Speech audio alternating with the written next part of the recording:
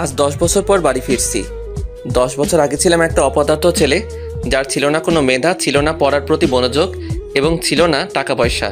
বলতে গেলে ছেলেটি সব দিক দিয়ে জিরো। আর আজ সে ছেলেটি টপ 5 বিজনেসম্যানদের একজন, যার নেই কোনো টাকার অভাব, নেই কোনো যোগ্যতার অভাব। কিন্তু 10 বছর আগে ছেলেটির সব দিক দিয়ে অভাব ছিল। আপনারা হয়তো কিছুই বুঝতেছেন না। তাহলে চলুন 10 বছর আগে ঘটে যাওয়া ঘটনাগুলো জেনে আসি, তাহলেই বুঝতে পারবেন।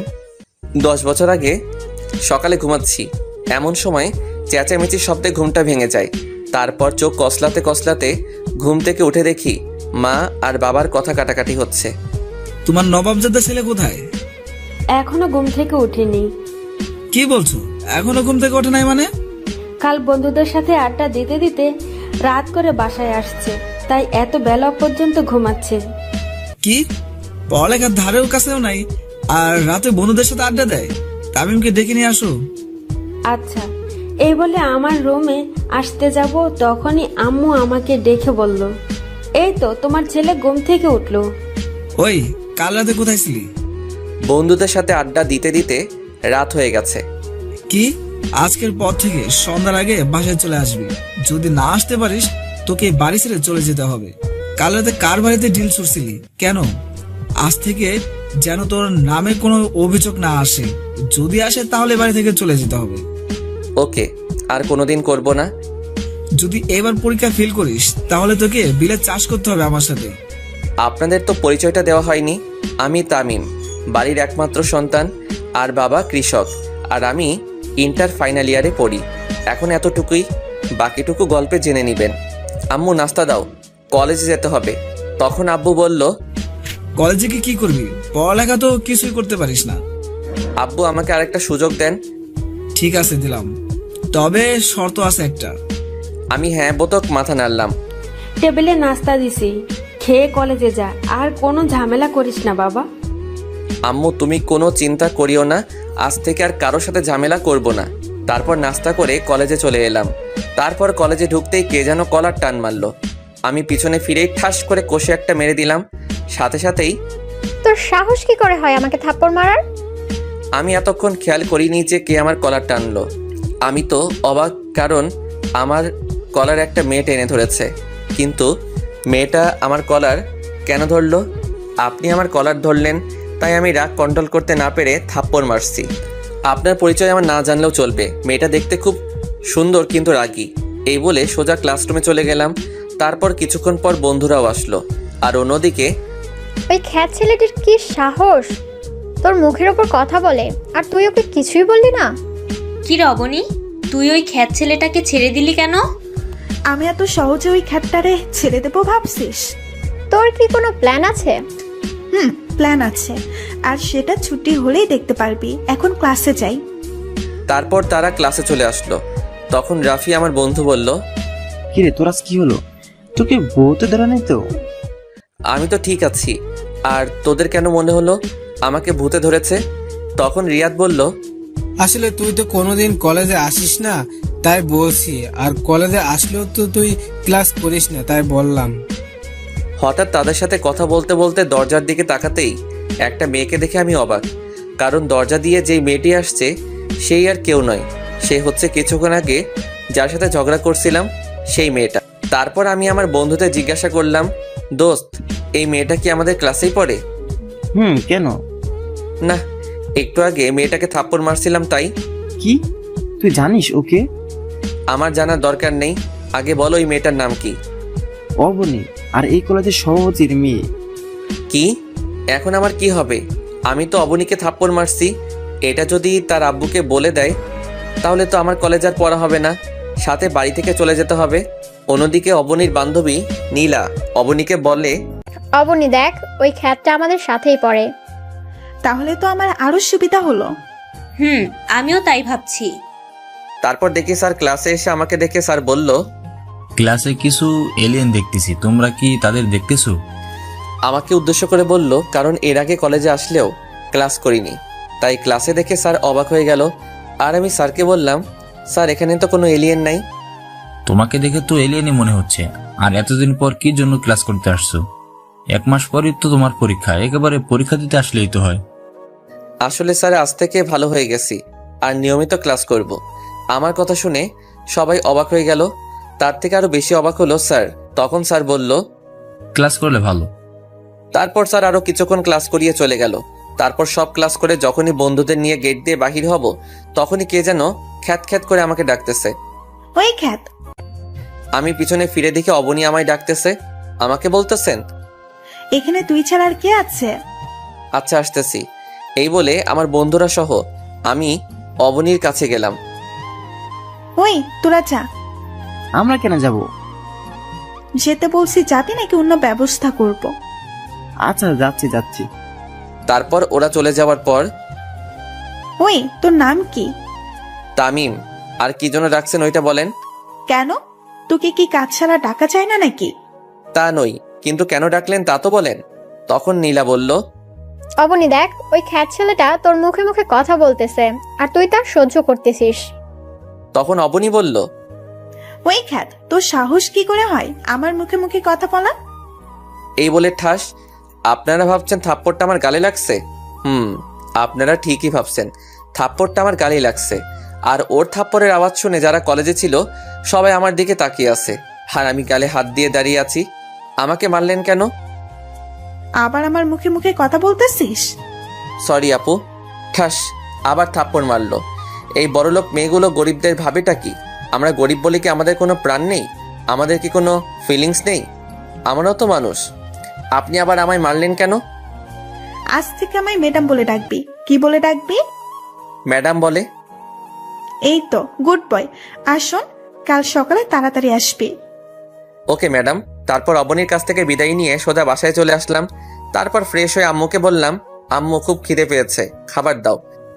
আচ্ছা তুই টেবিলে বস, আমি খাবার দিচ্ছি। তারপর খাবার খেয়ে রুমে গিয়ে শুয়ে গেলাম। আর কলেজে ঘটে যাওয়া ঘটনাগুলো ভাবতেই কখন যে ঘুমিয়ে গেলাম নিজেও জানি না। অন্যদিকে অবনী কলেজ থেকে বাড়ি ফিরে আর গান গেয়ে গিয়ে সিঁড়ি থেকে উঠতে যাবে, ঠিক তখনই শিমুল চৌধুরী, আজ আমার মেয়েকে এত সুন্দর লাগছে কেন? আমি একটা ছেলেকে ভালোবেসে ফেলেছি। তা কে সেই ছেলেটা, যে ছেলেটা আমার এই মেয়ের মন কেড়ে নিয়েছে? ছেলেটার নাম তামিম, কিন্তু তার স্ট্যাটাস আমাদের মতো অত হাই লেভেলের না। ও, তা ছেলেটাকে কি বলেছিস তুই অনেক পছন্দ করিস বা ভালোবাসিস? না মা, আচ্ছা এসব এখন থাক না। এসব এখন খুব জোরে খিদে পেয়েছে। তুমি খাবার রেডি করো, আমি ফ্রেশ হয়ে আসতেছি। নীলা, আচ্ছা যা মা। দোস্ত তুই কোথায়, আজ আসবি না? আমি তো ঘুম যাচ্ছি। কি? আচ্ছা তুই রবিক আঙ্কেলের চায়ের দোকানে চলে আয়। কেন বলো তো, কোনো সমস্যা হয়েছে নাকি? আরে না, আজ আড্ডা দিবি না? আমি তো আড্ডা দেওয়ার জন্য কল দিচ্ছি। সরি দোস্ত, আজ থেকে আমি আর আড্ডা দিব না। আচ্ছা তামিম, তুই কি আমাদের সেই বন্ধু তামিম নাকি অন্য কেউ? কেন বলতো? না মানে ভূতের মুখের রাম রাম শুনছি তাই বলতেছি। এখানে রাম রামের কি হয়েছে? আমরা তো অনেক আড্ডা দিয়ে অনেক সময় নষ্ট করছি, আর সামনে পরীক্ষা, তাই ভাবলাম ভালোভাবে প্রস্তুতি নিতে হবে। আচ্ছা ঠিক আছে দোস্ত। তারপর বাইরে চলে আসলাম। তারপর মাগরিবের নামাজ পড়ে বাড়িতে চলে আসলাম আর বই নিয়ে পড়তে বসলাম। তারপর 10টার দিকে আম্মু খাবার জন্য ডাক দিল। তারপর ডিনার করে ঘুমিয়ে গেলাম। তারপর সকালবেলা ঘুম থেকে উঠে ফ্রেশ হয়ে নাস্তা করে কলেজে যাই। আর কলেজে গিয়েই তো আমি অবাক, কারণ অবনী আজ শাড়ি পরে আসছে। মনে হচ্ছে আসমান থেকে পরী নেমে এসেছে। ছি, আমি এসব কি ভাবতেছি? ও কোথায় আর আমি কোথায়? ওরা বড়লোক আর আমরা গরিব, ওদের সাথে আমাদের মানায় না। তারপর এইসব ভাবতে ভাবতে ক্লাসে চলে আসলাম। নীলা, আজ এই খ্যাতটা আসেনি নাকি? জানি না রে। আচ্ছা চল, ক্লাসের সময় হয়ে গেছে, ক্লাসে যাই। চল। কি রে অবনী, কাকে খুঁজছিস? আর ওই খ্যাতটা আসে নাই না কি? আজ তারপর হঠাৎ অবনীর আমার দিকে চোখ পড়তেই, দেখ নীলা, ওই খ্যাতটা কলেজে আসলো অথচ আমার সাথে দেখা করেনি। এর একটা বিহিত করতে হবে। আজ ওর একটা বিহিত করতেই হবে। ক্লাস ছুটি হোক, তারপর দেখাচ্ছি। আমি ক্লাসে এসে বন্ধুদের পাশে বসে গেলাম। তখন রাফি বলল, কিরে দোস্ত কি অবস্থা? এই তো ভালো, তোদের কি অবস্থা? আমরাও ভালো দোস্ত। তারপর স্যার ক্লাসে চলে আসলো। তারপর স্যার কিছু নোট লিখে দিলেন আর বললেন, আচ্ছা, কাল তোমাদের এই বিষয়ের উপর ক্লাস টেস্ট নেওয়া হবে, তাই সবাই ভালোভাবে প্রস্তুতি নাও। তারপর স্যার আরও কিছুক্ষণ ক্লাস করে চলে গেলেন। তারপর একে একে সব ক্লাস করে চলে আসতে যাব, তখন দেখি অবনী গেটের ওইখানে দাঁড়িয়ে আছে। আমি অবনীকে না দেখার ভান করে চলে যেতে যাব, তখনই ওই ক্যাট, তোকে সকালে আমার সাথে দেখা করতে বলেছিলাম না? সরি, আসলে ভুলে গেছিলাম। কাল সকালে আসার পর আমার সাথে দেখা করে তারপর ক্লাস করতে যাবি। আচ্ছা এখন তুই যেতে পারিস। আচ্ছা যাচ্ছি। এই বলে বন্ধুদেরকে নিয়ে চলে আসলাম।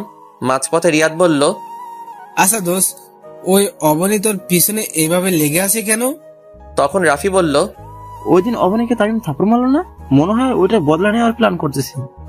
এই রে, এরা কিভাবে জানলো আমি অবনীকে থাপ্পড় মারছি?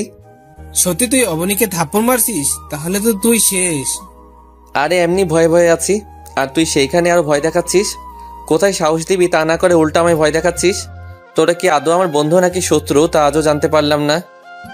দোস্ত ওসব বাদ দে তো, কাল যে টেস্ট পরীক্ষা হবে তা নিয়ে কিছু ভাবছিস? যা হবে কাল দেখা যাবে। আচ্ছা চলি দোস্ত, আর ভালোভাবে প্রস্তুতি নিস।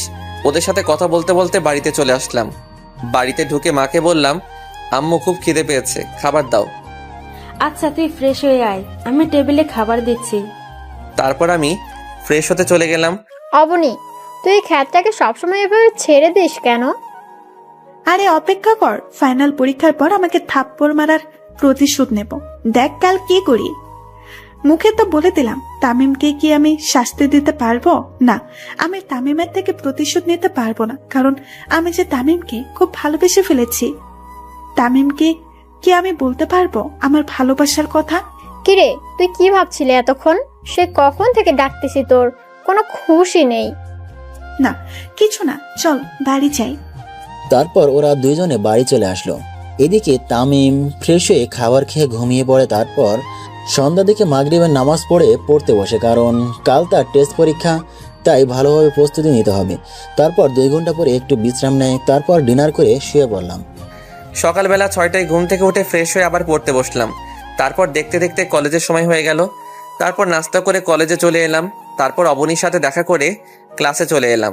তারপর প্রিন্সিপাল এসে আমাকে ডেকে তার কেবিনে নিয়ে গেল। এরপর স্যার যা বললো তা শুনে তো আমার নিচ থেকে মাটি সরে গেল। তারপর কলেজে এসে সোজা অবনীর কাছে চলে গেলাম। কিরে, আজ তুই নিচেই চলে আসলি? যাক ভালোই হলো। বলেন ম্যাডাম, কেন ডেকেছেন? কেন ডেকেছি তার জন্য কি তোকে কৈফিয়ত দিতে হবে নাকি? এই বলে ঠাস করে 2 গালে 2টা থাপ্পড় মারলো। থাপ্পড়টা এত জোরে লাগলো যে আমার ঠোঁট থেকে রক্ত বের হচ্ছে আর খুব জ্বলছে। তবু সহ্য করে থাকলাম, কারণ এখন কিছু বললে হিতে বিপরীত হতে হবে, তার চেয়ে চুপ করে থাকি। যা তো এখান থেকে। তারপর আমি সোজা ক্লাসরুমে চলে আসলাম, আর আমি পকেট থেকে রুমালটা বের করে রক্ত মুছে আবার ঢুকিয়ে রাখলাম। তারপর আমার বন্ধুরা চলে এলো। তারপর বন্ধুদের সাথে একটু কথা বললাম। অন্যদিকে অবনী ভাবতেছে, না, তামিমকে এভাবে মারাটা ঠিক হয়নি। ধুর, এখন কি তামিমকে ভালোবাসার কথা বললে তো আমাকে মেনে নিবে না। তামিম তো আমাকে মেনে নিবে না, কারণ আজ আমি যা অন্যায় করলাম তার জন্য তামিম আমাকে ক্ষমা নাও করতে পারে। এখন কি করি? তখন অবনীর বান্ধবী রিমি বলল, কিরে অবনী, কি ভাবছিস? চল ক্লাসে যাই। চল। তারপর অবনী আর তার বান্ধবীরা চলে আসলো। এদিকে রাফি তামিমকে বলল, কিরে দোস্ত, তোর ঠোঁট কাটলো কি করে? আরে তেমন কিছু না দোস্ত, সামান্য ব্যথা পেয়েছি, ঠিক হয়ে যাবে। আচ্ছা। রাফির সাথে কথা বলতেছি, তখন স্যার ক্লাসে চলে আসলো। স্যার ক্লাসে ঢোকার সাথে সাথে প্রিন্সিপালও ক্লাসে ঢুকলো আর বলল, তোমাদের মধ্যে তামিমকে? জি স্যার, আমি। তুমি আমার কেবিনে এসো। আচ্ছা স্যার। তারপর আমি প্রিন্সিপালের কেবিনে গেলাম। সেখানে গিয়ে দেখি কলেজের সভাপতিও আছে, সাথে আমার আব্বুও। তারপর সভাপতি তারেক চৌধুরী মানে অবনীর আব্বু বলল, তুমি সেই তামিম যে প্রতিদিন আমার মেয়েকে বিরক্ত করো? ঠিক বুঝলাম না স্যার। তামিম, তোমাকে এই কলেজে টিসি দেওয়া হলো। যা শুনে আমার নিচ থেকে মাটি সরে গেল। মনে হচ্ছে আমার বুকে কেউ ছুরি ঢুকিয়ে দিয়েছে। কোনো কথা মুখে আসছে না, তবু অনেক কষ্টে আমি বললাম, আমি কি জানতে পারি আমার কোন অপরাধে আমাকে এই কলেজ থেকে টিসি দেওয়া হলো? তুমি স্যারের মেয়েকে প্রতিদিন বিরক্ত করার অপরাধে তোমাকে টিসি দেওয়া হলো। ও বুঝছি। বাবা চলো। কোথায় যাবি? কেন বাড়ি যাব? কারণ এই কলেজে আর আমার জায়গা নাই। স্যার প্লিজ আমার ছেলেকে আরেকটা সুযোগ দিন। আমার ছেলে যতই খারাপ হোক না, এই কাজটা করতেই পারে না। আপনার ছেলে কেমন তা আমাদের জানা হয়ে গেছে, যেমন ছেলে তেমন বাবা। বাবাকে অপমান হতে দেখে আর চুপ থাকতে পারলাম না। সোজা গিয়ে সভাপতির কলার চেপে ধরে বললাম, মিস্টার তারেক চৌধুরী, আপনি আমাকে যতই অপমান করুন মারুন, কিন্তু আমার বাবাকে অপমান করবেন না। তারপর প্রিন্সিপাল এসে আমাদের ছাড়িয়ে নিয়ে তারপর আমার আব্বুকে বলল, এই যে মিস্টার, আজকের পর থেকে যেন আপনাকে আর আপনার ছেলেকে এখানে আর না দেখি, এখনই বেরিয়ে যান। আব্বু চলো। তখন তারেক চৌধুরী বলল, তোকে আমি দেখে নিব। যত পারিস দেখে নিস। তারপর আর কথা না বলে বাবাকে বাহিরে এনে ক্লাসে গিয়ে স্যারের অনুমতি নিয়ে ক্লাসে ঢুকে বইগুলো নিয়ে বাহিরে চলে যাব। ঠিক তখনই, তামিম, তুমি কোথায় যাচ্ছ? সরি স্যার, এই কলেজ থেকে টিসি দেওয়া হয়েছে, তাই চলে যাচ্ছি। আমি এই কথা বলার সাথে সাথে অবনী বলে উঠল, তোমাকে কে টিসি দিছে? তার চাকরি আমি কেড়ে নিব। সরি ম্যাডাম, আমরা গরিব হতে পারি কিন্তু কারো দয়া নিয়ে বেঁচে থাকতে চাই না। আর মিস অবনী চৌধুরী, একটা কথা বলে রাখি, আজ এই কলেজ থেকে আমাকে বাহির করে দেওয়া হচ্ছে, কিন্তু এমন একটা দিন আসবে যেদিনে এই কলেজটা আমার হবে। সেই দিন দেখব তারেক চৌধুরী সভাপতিত্ব কোথায় থাকে। It's my challenge, Mrs Abani Chowdhury. Sir দোয়া করবেন। এই বলে ক্লাস থেকে বাহির হয়ে সোজা বাবাকে নিয়ে বাড়িতে চলে আসলাম। কিন্তু এতেই কি তামিমের বিপদ শেষ, নাকি সামনে আরও বড় বিপদের সম্মুখীন হবে? তামিম কি আদৌ জানে যে আরও বড় বিপদের সম্মুখীন হতে হবে? অন্যদিকে অবনীকে নীলা বলল, দোস্ত, ওই খ্যাত এগুলো কি বলে গেল? আমি কিছুই বুঝতেছি না, তামিমকে কে টিসি দিচ্ছে?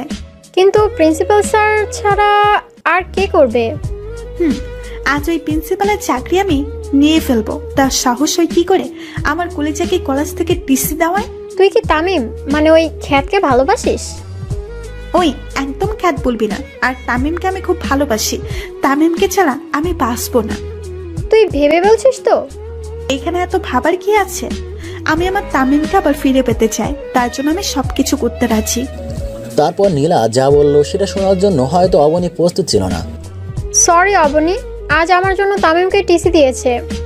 মানে কি বলতে চাইছিস তুই? আসলে আমি আঙ্কেলকে বলেছি যে তামিম তোকে বিরক্ত করে, তাই আঙ্কেল কলেজে এসে তামিমকে টিসি দিছে। তখন অবনী ভাবলো, কি এখন আমি কি করব? আমি কি আবার তামিমকে হারিয়ে ফেলবো? না, আমি তামিমকে হারাতে চাই, কিন্তু আমার বারবার কেন মনে হচ্ছে আমি হারিয়ে ফেলেছি। না, আজ যে করেই হোক তামিমের বাসায় যেতে হবে। কিন্তু আমি তো তামিমের বাড়ি চিনি না। তো কি হয়েছে? তামিমের বন্ধু রাফির থেকে জিজ্ঞেস করব। কি ভাবতেছিস? কিছু না। এই বলে ক্লাস থেকে বেরিয়ে সোজা বাড়ি চলে গেল। এদিকে তামিম আর তার বাবা বাড়ি পৌঁছে গেল। তারপর যা বাবা বলল, যা শুনে তামিমের মাথার উপর আকাশ পড়েছে এমন অবস্থা হয়ে গেল। একদিনে দুইটা জ্বর তামিম সামলাতে না পেরে ব্যালেন্স হারিয়ে বসে পড়ে। কারণ তামিমের বাবা তামিমকে বলল, তামিম যখন বাড়িতে ঢুকতে যাবে ঠিক সেই সময় আব্বু বলল, তুই কোথায় যাচ্ছিস? কেন আমার রুমে? তুই আর এই বাড়ি কেউ না। কি বলছো এসব? আব্বু তুমিও বিশ্বাস করো আমি ওই মেয়েটাকে বিরক্ত করছি? কি হয়েছে রে বাবা? তারপর আব্বু কলেজে ঘটে যাওয়া সব ঘটনাগুলো বলল। ছি, তোকে আমার ছেলে বলতেও লজ্জা করছে। বেরিয়ে যা আমার বাড়ি থেকে। আম্মু শেষ পর্যন্ত আর বলতে না দিয়ে, আজ থেকে তোকে আমরা ত্যায্যপুত্র করলাম। তুই এই বাড়ি কেউ না, বেরিয়ে যা আমার বাড়ি থেকে। আর কোনোদিন যেন আমার মুখের সামনে না দেখি। এইসব কথা শুনে মনে হচ্ছে কেউ আমাকে লাঠি দিয়ে আমার মাথায় বাড়ি মারছে, আর মনে হচ্ছে যেন আকাশটা আমার মাথার উপর পড়ে গেছে। কিন্তু একসাথে দুইটা ঝড় কিভাবে সামলাবো? দুইটা ঝড় একসাথে সামলাতে না পেরে আমি ব্যালেন্স হারিয়ে বসে পড়লাম। কিছুক্ষণ পর বললাম, আর কোনোদিন এই বাড়িতে আসবো না, চলে যাচ্ছি, ভালো থেকো বাবা মা। অন্যদিকে অবনী নীলা তামিমের বাড়িতে গেল তামিমের খোঁজে। কিন্তু অবনী আদৌ জানে না যে সে তামিমকে হারিয়ে ফেলতে চলেছে। কিন্তু অবনী হাসি মুখে তামিমের বাড়িতে ঢুকলে তামিমের আম্মু বলল, তোমরা কারা মামনি? আমি অপনি। আন্টি তামিম আছে? তামিম তো অনেক আগে এ বাড়ি ছেড়ে চলে গেছে। কি? তামিম কোথায় গেছে? আন্টি আমি যে তামিমকে খুব ভালোবাসি। কিন্তু ও তো কোনোদিন বলেনি যে ও কাউকে পছন্দ করে। আমার ভুলের জন্য তামিমের আজ এই অবস্থা। কি ভুল করেছো মামনি? আমার জন্যই তো তামিমকে টিসি দিছে। তুমি যা করলে তার কোনো ক্ষমা নাই। তোমার জন্য আমার নির্দোষ ছেলেটা কষ্ট পাচ্ছে। বেরিয়ে যাও আমার বাড়ি থেকে। আন্টি আর কিছু বলতে পারলো না, কারণ তামিমের আম্মু দরজা বন্ধ করে দিয়ে চলে যায়। অবনী চিন্তা করে, আজ আমার জন্য তামিমের এই অবস্থা। তামিম এখন কোথায় আছে, কি করছে? আচ্ছা, রেল স্টেশনে গিয়ে দেখি সেখানে তামিম আছে নাকি, থাকলেও তো থাকতে পারে। তারপর অবনী রেল স্টেশনের দিকে ছুটে যায়, কিন্তু কপাল খারাপ, সেখানেও তামিম নেই। এদিকে তামিম তার সব সার্টিফিকেট আর মোবাইল আর কিছু জামানো টাকা ছিল সব কিছু নিয়ে বেরিয়ে পড়লো অজানা রাস্তার পাড়ি দিতে, আর বলল, জানি না কোথায় এই রাস্তার সমাপ্তি হবে, জানি না এখন কোথায় থাকবো। তারপর এইসব ভাবতে ভাবতে হাঁটতেছি। তারপর রেল স্টেশনে গিয়ে ট্রেনের জন্য অপেক্ষা করলাম। অবশেষে অপেক্ষার সমাপ্তি ঘটে। স্টেশনে ঢাকাগামী ট্রেনটাতে উঠে পড়লাম। তারপর ট্রেনটা নিজের মতো করে চলতে লাগলো, আর আমি বাহিরের দৃশ্য উপভোগ করতে লাগলাম। আর কিছুক্ষণ আগে ঘটে যাওয়া ঘটনাগুলো ভাবতেছি, কি থেকে কি হয়ে গেল। এটা তো হওয়ার ছিল না, কিন্তু যা হওয়ার তা তো হবেই, কারণ এটাই যে নিয়তির খেলা। নিয়তির খেলা হিসেবে আমাকে তো মেনে নিতেই হবে। এসব ভাবতেই নিজের অজান্তেই চোখে দিয়ে পানি চলে এলো। দেখতে দেখতে সন্ধ্যা হয়ে গেল। 8টার দিকে ট্রেনটা স্টেশনে থামলো। আমি স্টেশনে নেমে মোবাইল থেকে সিমটা খুলে ফেললাম আর নতুন সিম ঢুকিয়ে নিলাম। তারপর একটা দোকানে ঢুকে রাতের খাবারটা খেয়ে নিলাম। তারপর খাবার খেয়ে আবার আনমনে ফুটপাত দিয়ে হাঁটতেছি। রাতের অন্ধকারে জ্যোৎস্না চাঁদের আলোয় যেন রাস্তাটা যেন সৌন্দর্যের শোভা পেল। এইভাবে হাঁটতে হাঁটতে কিছু দূর গিয়ে মোবাইলটা হাতে নিয়ে দেখি 12টা বাজে, আর মোবাইলে দেখি 6% চার্জ আছে। তারপর আশেপাশে চেয়ে দেখি পুরো রাস্তা ফাঁকা, শুধু আমি একা রাস্তায় হাঁটতেছি আর জ্যোৎস্না রাতের সৌন্দর্য উপভোগ করতেছি। কিন্তু এই সৌন্দর্য যে এখন আর আমার ভালো লাগে না, কারণ আমি আমার প্রিয় 2টা জিনিস যে হারিয়ে ফেললাম। কিন্তু কি করব, এইসব নিয়ে চিন্তা করে লাভ নেই। এখন আমার ক্যারিয়ার নিয়ে ভাবতেছি। হঠাৎ দেখি কয়েকজন ছেলে একটা লোকের সাথে ধস্তাধস্তি করতেছে। আমি বাধা দিতেই ওরা আমার পেটে ছুরি ঢুকিয়ে দিয়েই পালিয়ে যায়। এরপর আর কিছু মনে নেই। তারপর যখন চোখ খুললাম তখন দেখি যেই মানুষটাকে বাঁচাতে গিয়ে আমি আঘাত পেয়েছি, সেই লোকটি আর একটা মেয়ে আমার পাশে বসে আছে। হয়তো তার মেয়ে হবে। লোকটি আমার চোখ খুলতে দেখে বলল, বাবা তোমার এখন কেমন লাগছে? ভালো, কিন্তু একটু ব্যথা করছে। আস্তে আস্তে ঠিক হয়ে যাবে। আচ্ছা তোমার নাম কি? তামিম। আর আপনি কে আঙ্কেল? আমি আরিফ চৌধুরী, চৌধুরী গ্রুপ অফ ইন্ডাস্ট্রিজের মালিক। আর ইনিকে? তখন মেয়েটি বলল, আমি মাইশা চৌধুরী। আচ্ছা তোমার বাবা মার নম্বরটা দাও। আর তুমি কোথায় থাকো? আমার তো কেউ নাই আঙ্কেল, আর আমি ঢাকায় কাল রাতে আসছি। কে বলেছে তোমার কেউ নেই? আজ থেকে তুমি আমাদের সাথেই থাকবে। না আঙ্কেল, আপনারা আমার জন্য অনেক করছেন। আপনাদের এই ঋণ আমি কোনোদিন শোধ করতে পারবো না। কিসের ঋণ? বাবার কাছে ছেলের ঋণ থাকে না। আজ থেকে তুমি আমাদের সাথেই থাকবে। না আঙ্কেল, এই আমাকে আর বলতে না দিয়ে আঙ্কেল বললেন, তোমাদের সাথে থাকবে ব্যাস, আমি আর কোনো কথা শুনতে চাই না। কিন্তু তখন মাইশা বলল, কোনো কিন্তু নয়, তুমি আমাদের সাথে থাকবে ব্যাস। ওনাদের জোরাজোরিতে আমি ওনাদের সাথে যেতে রাজি হলাম। তারপর আঙ্কেল ডাক্তারের কাছে গিয়ে বললেন, ডাক্তার আমরা কি তামিমকে বাসায় নিয়ে যেতে পারবো? পারবেন, তবে ওনাকে কিছুদিন রেস্ট নিতে হবে। আচ্ছা ঠিক আছে ডাক্তার। তখন মাইশা আমাকে বলল, আচ্ছা আপনার এখন কেমন লাগছে? আমার একটা হাত ধরে, অনেকটাই ভালো। হাত ছাড়িয়ে নিলেন কেন? চুপ করে আছি। কি হলো, চুপ করে আছেন কেন? তখন হঠাৎ আঙ্কেল ঢুকলেন, আর মাইশা আঙ্কেলকে দেখে মাইশা বললেন, আব্বু তামিমকে আমরা কবে বাসায় নিয়ে যেতে পারবো? আজই নিয়ে যেতে পারবো। সত্যি বাবা, আজই নিয়ে যেতে পারবো? সত্যি। কিন্তু বুঝলাম না এই মেয়েটার এত খুশি লাগছে কেন। এই মেয়েটার হাবভাব আমার ভালো ঠেকছে না। এসব ভাবছি তখনই আঙ্কেল বললেন, তাই তুমি রেডি হয়ে নাও। আমি পকেটে হাত দিয়ে দেখি মোবাইলটা নেই। তাই আমি আঙ্কেলকে বললাম, আঙ্কেল একটা কথা বলবো? বলো, অনুমতি নেওয়ার প্রয়োজন নেই। আমার মোবাইলটা। আর বলতে না দিয়ে, এই নাও। আমি মোবাইলটা হাতে নিতেই অবাক হয়ে যাই, কারণ 100% চার্জ আছে। হাতে দেখে আমার মোবাইলের ওয়ালপেপারে মাইশার পিক, কিন্তু ওর পিক আমার মোবাইলে। ওর পিক দিল কেন? আমি মাইশার দিকে তাকাতেই দেখি মাইশা চুপি চুপি হাসতেছে, কিন্তু আমার মাথায় কিছুই ঢুকতেছে না। এই মেয়ের মতলবটা কি? আমি আর কিছু না ভেবে আঙ্কেলকে বললাম, আঙ্কেল আমি রেডি। বলে উঠতেই পেটের ব্যথায় পড়ে যেতেই মাইশা আমাকে ধরে ফেললো। তখন আঙ্কেল বলল, মাইশা ওকে নিয়ে গাড়িতে অপেক্ষা কর, আমি বিল মিটে আসছি। ওকে আব্বু। তারপর মাইশা আমাকে ধরে নিচে নেমে এলেন আর গাড়িতে বসালেন। কিছুক্ষণ পর আঙ্কেল চলে এলো। আঙ্কেল গাড়িতে উঠে ড্রাইভারকে বললেন, ড্রাইভার গাড়ি চালাও। ড্রাইভার গাড়ি স্টার্ট দিয়ে আপন মনে চালাতে লাগলেন।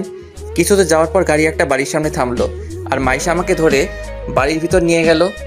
তারপর একটা রুমে নিয়ে গিয়ে বসালো। তারপর মাইশা বাহিরে চলে গেল আর আমি খাটে বসে এদিক ওদিক চোখ বোলাতে লাগলাম। রুমটা খুব সুন্দর করে গোছানো আর চারিদিকে মাইশার ছবি লাগানো। তার মানে এটা মাইশার রুম, কিন্তু মাইশা আমাকে ওর রুমে আনলো কেন?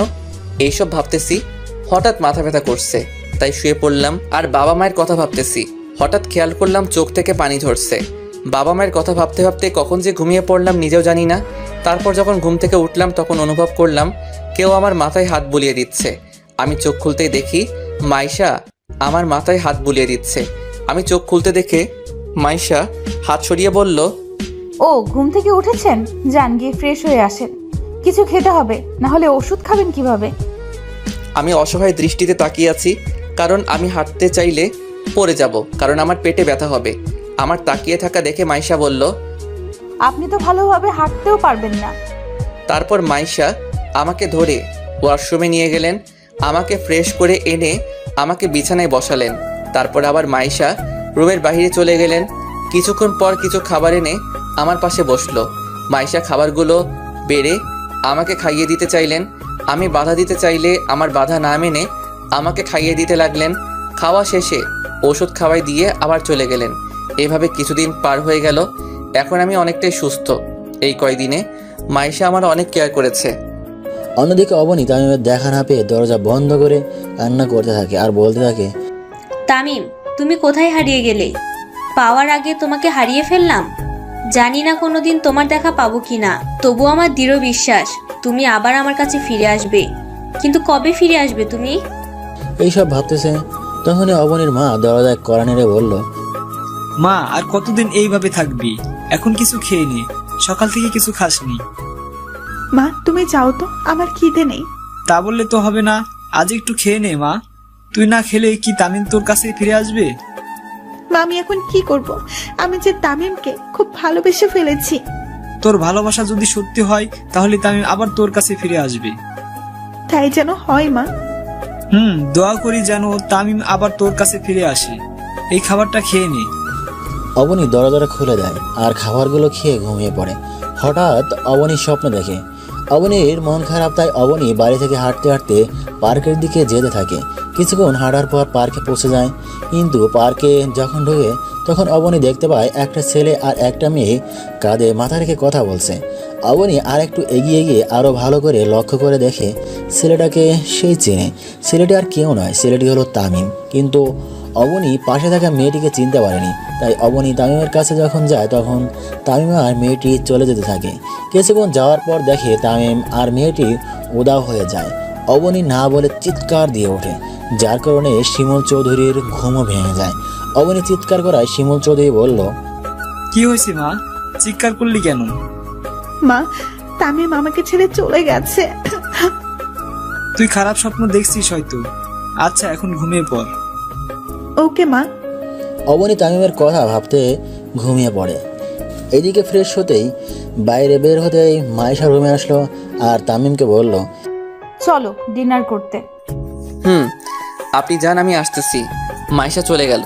আমিও কিছুক্ষণ পর নিচে এলাম। নিচে এসে চেয়ারে বসলাম। তারপর মাইশা প্লেটে খাবার বেড়ে দিল। আমি খেতে লাগলাম। খাওয়ার মাঝখানে আঙ্কেল বলে উঠল, তামিম, তোমার এখন কেমন লাগছে? আঙ্কেল পুরোপুরি ভালো। তুমি কোন ইয়ারে পড়ো? ইন্টারের ফাইনাল ইয়ারের পরীক্ষা দিব, কিন্তু দিতে পারিনি। কাল তোমাকে মাইশার কলেজে ভর্তি করে দেব। আচ্ছা ঠিক আছে আঙ্কেল। তোমার সার্টিফিকেটগুলো আছে তোমার সাথে? আছে। মাইশা, তাহলে কাল তামিমকে নিয়ে ভর্তি করে দিস। ওকে বাবা। না, তার দরকার হবে না, আমি নিজেই ভর্তি হয়ে নিব। আচ্ছা, তোমার যা ভালো মনে হয়। আচ্ছা, আরেকটা কথা ছিল। কি কথা আঙ্কেল বলেন? এরপর আঙ্কেল যা বললেন তা শুনে তো আমি অবাক। কাল থেকে তুমি ক্লাস করে আমার সাথে অফিস সামলাবে। এটা শোনার পর আমি অবাক হয়ে গেলাম। আঙ্কেল এটা কি বলল? আমাকে চিনে না অথচ আমাকে বিশ্বাস করে তার কোম্পানির দায়িত্ব নিতে বলছেন, কিন্তু আমি তো এই দায়িত্বটা নিতে পারবো না। আঙ্কেল এসব কি বলেন? আমার পক্ষে সম্ভব না আঙ্কেল। কেন সম্ভব না? কারণ আপনার কোম্পানি সামলানোর মতো যোগ্যতা আমার নাই। কাল থেকে তুমি আমার সাথেই অফিস সামলাবে। কিন্তু আর বলতে না দিয়ে আঙ্কেল বলল, কোনো কিন্তু না, তুমি অফিস সামলাবে মানে সামলাবে। আমি আর কোনো কিছুই শুনতে চাই না। কিন্তু আঙ্কেল আপনি আমাকে চিনেন না, জানেন না, অথচ আমাকে আপনার কোম্পানি সামলানোর দায়িত্ব দিচ্ছেন কেন? কারণ আমি জানি তুমি কোনোদিন আমার সাথে বিশ্বাসঘাতকতা করবে না, এটা আমার বিশ্বাস। আপনি আমাকে এতটা বিশ্বাস করেন? আচ্ছা, আমি যদি কোনোদিন আপনার সাথে ভুলে বিশ্বাসঘাতকতা করে ফেলি, আল্লাহ না করুক, তখন কি আমার ক্ষমা হবে? যদি তা ক্ষমার অযোগ্য হয়? চাই তুমি কোনোদিন আমার সাথে বিশ্বাসঘাতকতা করবে না, আর করলেও নিজের ছেলেকে শাস্তি দিব, তারপর আবার আপন করে নেব। আঙ্কেল বলল। আমার নিজের অজান্তে চোখ দিয়ে পানি ঝরতেছে। মাইশা তা খেয়াল করতে পেরে বলল, কি হলো, তুমি কাঁদছো কেন? মা বাবার কথা মনে পড়তেছে তো, তাই হয়তো কান্না পাচ্ছে। আর যদি তারা থাকতো তাহলে কতই না ভালো হতো। তুমি কি আমাকে এখনো আপন ভাবতেই পারোনি? তা না আঙ্কেল, এই বলে খাবার রেখে ছাদে চলে আসলাম। কি হলো, এভাবে চলে গেলে কেন? হয়তো বাবা মার কথা মনে পড়ছে, হয়তো তাই মনে হয় চলে গেছে। হয়তো মন খারাপ হয়েছে, তুই গিয়ে দেখ তো। ওকে বাবা। এই বলে মাইশা খাবার শেষ করে আমার রুমে এসে দেখে আমি নাই। তারপর ছাদে চলে আসে, আর আমি কাঁদতে কাঁদতে বললাম, বাবা তুমি আমাকে ভুল বুঝলে। তোমরা দুনিয়াতে থাকা সত্ত্বেও তোমাদের সাথে কথা বলতে পারছি না তোমাদের সাথে দেখা করতে। কেন বাবা? আমার তো কোনো দোষ ছিল না, তবু কেন বাবা মা তোমরা আমায় ভুল বুঝলে? এইসব ভাবতেছি আর চোখ দিয়ে পানি ঝরতেছে। হঠাৎ কেউ আমার কাঁধে হাত রাখলো। আমি তাড়াতাড়ি চোখের পানি মুছে পিছন ফিরে দেখি মাইশা দাঁড়িয়ে আছে। আমি মাইশাকে দেখে বললাম, ম্যাডাম আপনি এখানে? আসতে হলো, আর আমাকে একদম ম্যাডাম ডাকবে না। আপনারা কোথায় আর আমি কোথায়?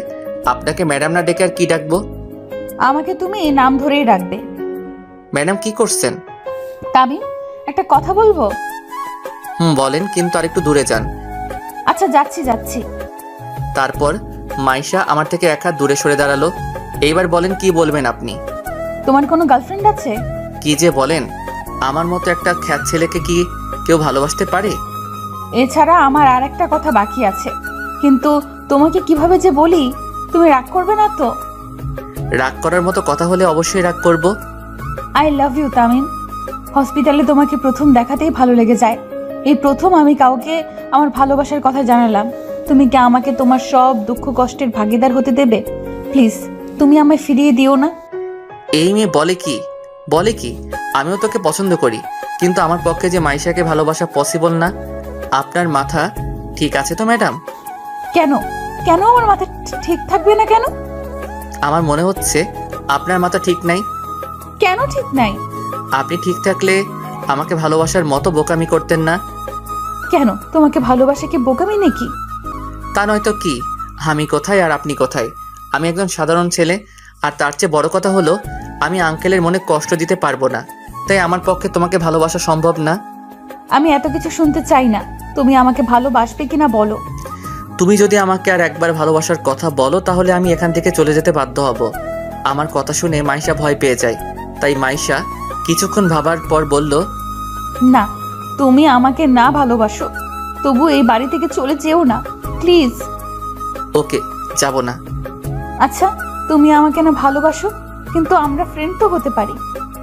ওকে ডান, বাট অনলি ফ্রেন্ড, আর কিছু না, মনে থাকে যেন। ফ্রেন্ড। আমরা যেহেতু ফ্রেন্ড, তাহলে আমরা তুমি করে বলতে পারি তো? ওকে, সমস্যা নাই ম্যাডাম। আবার madam? Sorry Maisha. It's okay. এরপর আর হলে কোনো ক্ষমা নাই। ওকে মহারানী। রাত তো অনেক হলো, চলো এবার গিয়ে ঘুমিয়ে পড়ো। ওকে, তুমিও যাও। এই বলে আমি ছাদ থেকে নেমে আমার রুমে চলে গেলাম, কিন্তু মাইশা ছাদ থেকে নিচে নেমে সোজা তার বাবার রুমে যায়, আর বাবাকে বলল, বাবা আসবো? আয় মা, কিন্তু তুই কাঁদছিস কেন? আচ্ছা বাবা, আমি যদি তোমার কাছে কিছু চাই, তাহলে আমাকে দিবে তো? অবশ্যই দিব। আমার মেয়ে আমার কাছে কিছু চাইবে আর আমি দিব না, এটা কখনো হয়? কিন্তু বাবা, এটা অন্য সব কিছুর থেকে একদম আলাদা। আমি যদি আমার ভালোবাসার মানুষকে চাই, তাহলে কি তুমি আমাকে দিতে পারবে? অবশ্যই দিব, কিন্তু সেই ছেলেটা কে যাকে তুই আমার কাছে চেয়েছিস? বাবা, তাকে তুমি খুব ভালো করে চিনো। কিন্তু বলবি তো? যে আমার প্রাণ বাঁচিয়েছে, আমি তাকে ভালোবাসি, কিন্তু ও আমাকে ভালোবাসে না। আমার ভালোবাসা গ্রহণ না করে আমাকে ফিরিয়ে দিয়েছে। তামিমের কথা বলছিস? তামিম খুব ভালো ছেলে, তুই কোনো চিন্তা করিস না। এখন বল আমাকে কি করতে হবে? তামিমকে সব সময় আমার পাশে থাকতে বলবে, এতেই হবে। শুধু এতটুকুই? আচ্ছা, আমি বলে দিব। থ্যাংক ইউ আব্বু। এখন অনেক রাত হয়েছে, গিয়ে শুয়ে পড়। ওকে আব্বু। এই বলে মাইশা আঙ্কেলের রুম থেকে সোজা তার রুমে চলে যায় আর তামিমের কথা ভাবতে ভাবতে ঘুমিয়ে পড়ে। আমি রুমে গিয়ে মোবাইলে অ্যালার্ম দিয়ে শুয়ে পড়লাম। কিছুক্ষণের মধ্যেই ঘুমিয়ে গেলাম। সকালবেলা অ্যালার্মের শব্দে ঘুমটা ভেঙে যায়। তারপর ফ্রেশ হয়ে নামাজ পড়ে একটু হাঁটাহাঁটি করে ছাদে চলে গেলাম। ছাদে গিয়ে সকালের সৌন্দর্য উপভোগ করতে লাগলাম। পাখির কিচিরমিচিরের শব্দে যেন মনটা যেন ভালো হয়ে গেল।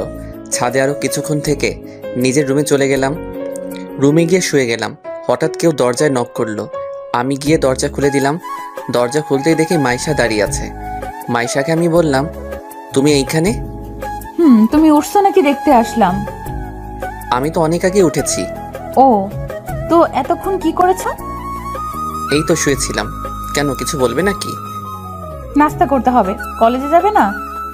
এত তাড়াতাড়ি? কলেজে গিয়ে কি করব? আর আমি তো ভর্তি হইনি। কয়টা বাজে দেখছো? কয়টা বাজে? 9:30 বাজে। এক্ষুনি নাস্তা করে কলেজে যেতে হবে। ওকে, তুমি যাও, আমি আসতেছি। আচ্ছা, তাড়াতাড়ি আসো, আমরা তোমার জন্য অপেক্ষা করতেছি। এই বলে মাইশা চলে গেল। আমিও রেডি হয়ে নিচে নেমে এলাম। তারপর চেয়ারে গিয়ে বসে পড়লাম। নাস্তা করা শেষে আঙ্কেল বলল যে, তাই তোমাকে একটা কথা বলার ছিল। জি আঙ্কেল বলুন, এতে পারমিশন নেওয়ার কি আছে? বলছিলাম, তুমি মাইশার সাথে সবসময় থাকতে পারবা? পারবো। আমি তো ওর কলেজে ভর্তি হব। তাহলে এত চিন্তা করতেছেন কেন? আচ্ছা, তুমি গাড়ি চালাতে পারো? পারি আঙ্কেল। তাহলে আর কোনো চিন্তা করতে হবে না। ঠিক বুঝলাম না আঙ্কেল। তো মাইশার সাথে একসাথে কলেজ যাবে, আর কলেজ ছুটি হলে মাইশাকে বাড়িতে ড্রপ করে অফিসে আসতে পারবে। আর এই নাও কার্ড, অফিস চলে আসো। পারবো আঙ্কেল, আপনি চিন্তা করবেন না। আচ্ছা, তুমি এখন তোমার সকল কাগজপত্র নিয়ে কলেজে গিয়ে ভর্তি হতে যাও, আর আমি প্রিন্সিপাল স্যারকে বলে দিব। Okay uncle. এই বলে রুমে গিয়ে সব কাগজপত্র নিয়ে নিচে চলে এলাম। আর মাইশাকে বললাম, মাইশা চল। দাঁড়াও, আমি এক্ষুনি আসতেছি। আচ্ছা যাও, আমি গাড়িতে অপেক্ষা করতেছি। এই বলে আমি গাড়ি বাহির করতে গেলাম। গাড়ি বাহির করে গাড়িতে বসে মাইশার জন্য অপেক্ষা করতেছি, কিন্তু ওনার আসার কোনো খবর নাই। কিছুক্ষণ অপেক্ষা করার পর দেখি মাইশা একটা নীল শাড়ি পরছে, সাথে ম্যাচিং করে নীল চুড়ি আর ঠোঁটে হালকা গোলাপি রঙের লিপস্টিক। সব মিলিয়ে মাইশাকে একদম নীল পরীর মতো লাগতেছে। আমি তো দ্বিতীয়বারের মতো ক্রাশ খেলাম। ওর থেকে চোখই ফেরাতে পারছি না, কিন্তু আমি ওর প্রতি দুর্বল হলে চলবে না, এইসব ভাবতেছি আর মাইশার দিকে তাকিয়ে আছি। এই যে কি দেখছো এইভাবে? এই কি হলো, কথা বলতেছো না কেন? কি কি কি এইভাবে কি দেখতেছো? কই কিছু না তো। শাড়িতে আমায় কেমন লাগছে? এই প্রথম পরলাম। একদম পেতনির মতো লাগতেছে। কি, আমি পেতনি? আচ্ছা এসব কথা থাক, কলেজে যাওয়া যাক। চলো। তারপর গাড়ি ড্রাইভ করে কলেজে চলে আসলাম। আমি মাইশাকে ক্লাসরুমে চলে যেতে বলে সোজা প্রিন্সিপালের রুমে চলে গেলাম আর বললাম, স্যার আসতে পারি? Yes, coming. আমি রুমে ঢুকলাম আর প্রিন্সিপাল স্যার বলল, কি জন্য আসছো? ভর্তি হতে আসছি স্যার। কোন বর্ষে? ফাইনাল ইয়ারে। কি, আর 1 মাস পর তোমাদের পরীক্ষা আর তুমি এখন ভর্তি হতে আসছো? আগের কলেজ থেকে টিসি দিছে, তাই পড়তে পারিনি। তোমার কাগজপত্রগুলো দাও। আমি কাগজগুলো স্যারকে দিলাম। স্যার কিছুক্ষণ দেখে আমাকে বললেন, তোমাকে তাহলে রফিক পাঠাইছে? জি স্যার। আচ্ছা, একটা কথা বলো তো, তোমাকে আগের কলেজ থেকে কেন টিসি দিছে? স্যার, কলেজে ঘটে যাওয়া সকল ঘটনা বললাম। সভাপতির গা হাত তুলছে কেন? কারণ উনি আমার বাবার নামে গালি দিছে, তাই। যদি এই কলেজে এরকম করো তাহলে তোমার পড়ালেখা বন্ধ হয়ে যাবে। স্যার, এই ভুল দ্বিতীয়বার আর হবে না। তোমাকে কলেজে ভর্তি করাতে পারি, তবে একটা শর্ত আছে। কি শর্ত স্যার? আমি আপনার সকল শর্তে রাজি স্যার। তুমি কলেজে কোনো রকম মারামারি ঝগড়া করতে পারবে না। যে কোনো অবস্থা দিয়ে তুমি ঝগড়া করবে না। যদি করো তাহলে তোমাকে এই কলেজ থেকে টিসি দেওয়া হবে, এবং যাতে অন্য কলেজে না ভর্তি হতে পারো সেই ব্যবস্থা করা হবে। ওকে স্যার, আমার দ্বারা এই কলেজে কোনো ঝগড়া হবে না। ওকে, এখন ক্লাসে যাও আর ভালোভাবে লেখাপড়া করো। আর 1 মাস পর তোমাদের ফাইনাল পরীক্ষা। স্যার, আমি তো ফাইনাল ইয়ারের রুম চিনি না। এখান থেকে বাহির হয়ে নিচে নেমে অপর বিল্ডিং এর 2য় তলায় তোমাদের ক্লাসরুম। ধন্যবাদ স্যার। এই বলে প্রিন্সিপাল স্যারের রুম থেকে বাহির হয়ে সোজা ক্লাসে চলে গেলাম। ক্লাসে গিয়ে দেখি স্যার ক্লাস করাচ্ছেন। আমি স্যারকে বললাম, may I coming sir? Yes, coming. তোমার নাম কি? তামিম, কলেজে নতুন আসছি। ওকে, সিটে গিয়ে বসো। আমি এদিক ওদিক তাকাতে লাগলাম, কিন্তু কোথাও জায়গা খালি নাই। আমি একটু এগোতেই একটা মেয়ে আমাকে তার পাশে বসতে বলল। আমি আর কোনো উপায় না পেয়ে তার পাশে বসলাম। স্যার কিছু নোট লিখে দিছেন, সেইগুলো তুলে নিলাম। স্যার ক্লাস করিয়ে চলে গেলেন। স্যার ক্লাস করিয়ে চলে গেলে আমার পাশে থাকা মেয়েটি বলল, হাই, আমি সুমাইয়া। আপনি? জি আমি তামিম। আচ্ছা, আমরা কি ফ্রেন্ড হতে পারি? সরি না। এরই মধ্যে স্যার ক্লাসে চলে আসলো। তবু এই মেয়ের বকবকানি বন্ধ হচ্ছে না। কেন? নিজেকে কি মনে করেন? একটা মেয়ে নিজ থেকে আপনাকে ফ্রেন্ড হওয়ার অফার করতেছেন বলে কি সেলিব্রিটি হয়ে গেছেন নাকি? আচ্ছা ফ্রেন্ড, এখন একটু চুপ থাকুন। স্যার ক্লাস করাচ্ছে, দেখতেছেন না নাকি? ওকে, চুপ থাকলাম। আচ্ছা, আমরা যখন ফ্রেন্ড, তো তুমি করে বলা যায় না? যা ইচ্ছা বলেন, তবু কথা একটু কম বলেন। ওকে, আর কথা বলবো না। একে একে সব ক্লাস করে বাইরে এসে গাড়ির পাশে মাইশার জন্য অপেক্ষা করতেছি, কিন্তু এখনো আসতেছে না কেন? কিছুক্ষণ পর দেখি সুমাইয়া আর মাইশা একসাথে বাহির হচ্ছে। তারপর মাইশা এসে বলল, সুমাইয়াও আছে, এই মেয়েটা এখানে কেন? চলো তামিম, একটা রেস্টুরেন্টে যাই। রেস্টুরেন্টে কেন? আমার খুব খিদা লাগছে। এত কথা না বলে তাড়াতাড়ি গাড়িতে উঠে রেস্টুরেন্টে চলো। Okay madam. এই সুমাইয়া, গাড়িতে ওঠ। উনি যাবেন নাকি? কেন, তোমার কোনো সমস্যা নাকি? না, আমার কেন সমস্যা হবে? এই মেয়েটা তো মেয়ে না, যেন একটা রাক্ষসী। কথা শুরু করলে আর বন্ধ হয় না। কি বলছো বিড়বিড় করে? কই কিছু না তো। তাহলে গাড়ি স্টার্ট দাও আর তাড়াতাড়ি চলো। ওকে। আমি গাড়িতে উঠে গাড়ি ড্রাইভ করে সোজা একটা রেস্টুরেন্টে চলে আসলাম। তারপর একটা স্পেশাল কেবিনে বসলাম। তখন সুমাইয়াকে মাইশা বলল, কি খাবি, অর্ডার দে। তুই অর্ডার দে না। তামিম, তুমি কি খাবে? তোমরা যা খাবে আমিও তা খাবো। ওকে, ঠিক আছে, আমি অর্ডার দিচ্ছি। দে। ওয়েটার, ওয়েটার, একটু এদিকে এসো। জি ম্যাম, বলুন কি খাবেন? এই খাবারগুলো নিয়ে আসো। Okay madam. ওয়েটার খাবার আনতে চলে গেল। মাইশা খাবার আনতে আনতে আমি একটু মুখটা ধুয়ে আসি। ওকে, যাও। আমি মুখ ধুতে চলে আসলাম। আমি চলে যাওয়ার পর সুমাইয়া মাইশাকে বলল, মাইশা, ছেলেটা কে রে? দেখতে খুব হ্যান্ডসাম। আমার তো প্রেম করতে ইচ্ছে করতেছে রে। আমার সেটিং করিয়ে দে না। খবরদার ওর দিকে চোখ দিলে তোর খবর আছে। ও তোর হবু দুলাভাই লাগে। কি? তুই তাহলে ওকে ভালোবাসিস? খুব ভালোবাসি।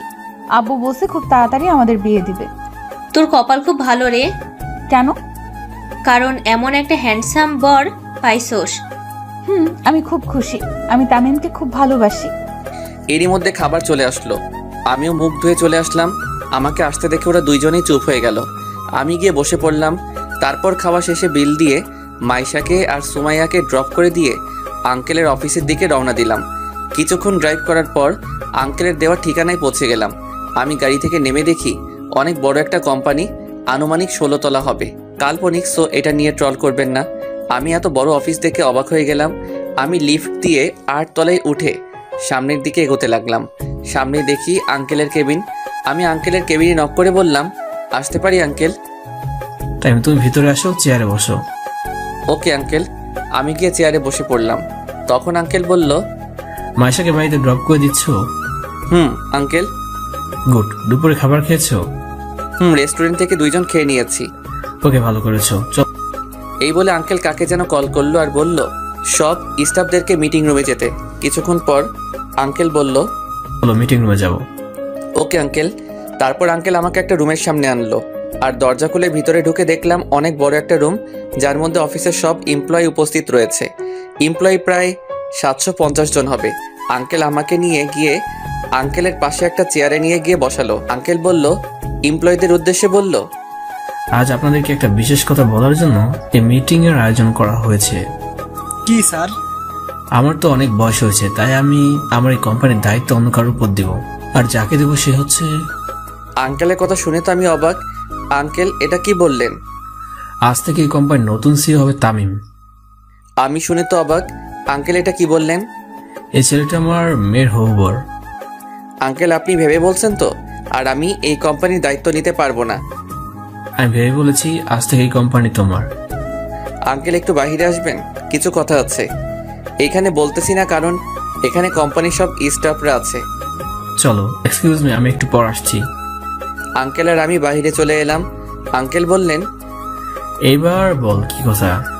আঙ্কেল, আপনি এইসব কি বলতেছেন? কনফারেন্স রুমে আপনার মাথা কি ঠিক আছে? আমার মাথা একদম ঠিক আছে। তাহলে এইসব কি? এই কোম্পানির দায়িত্ব আমি কিভাবে নিব? আমি তো একটা সাধারণ পরিবারের ছেলে।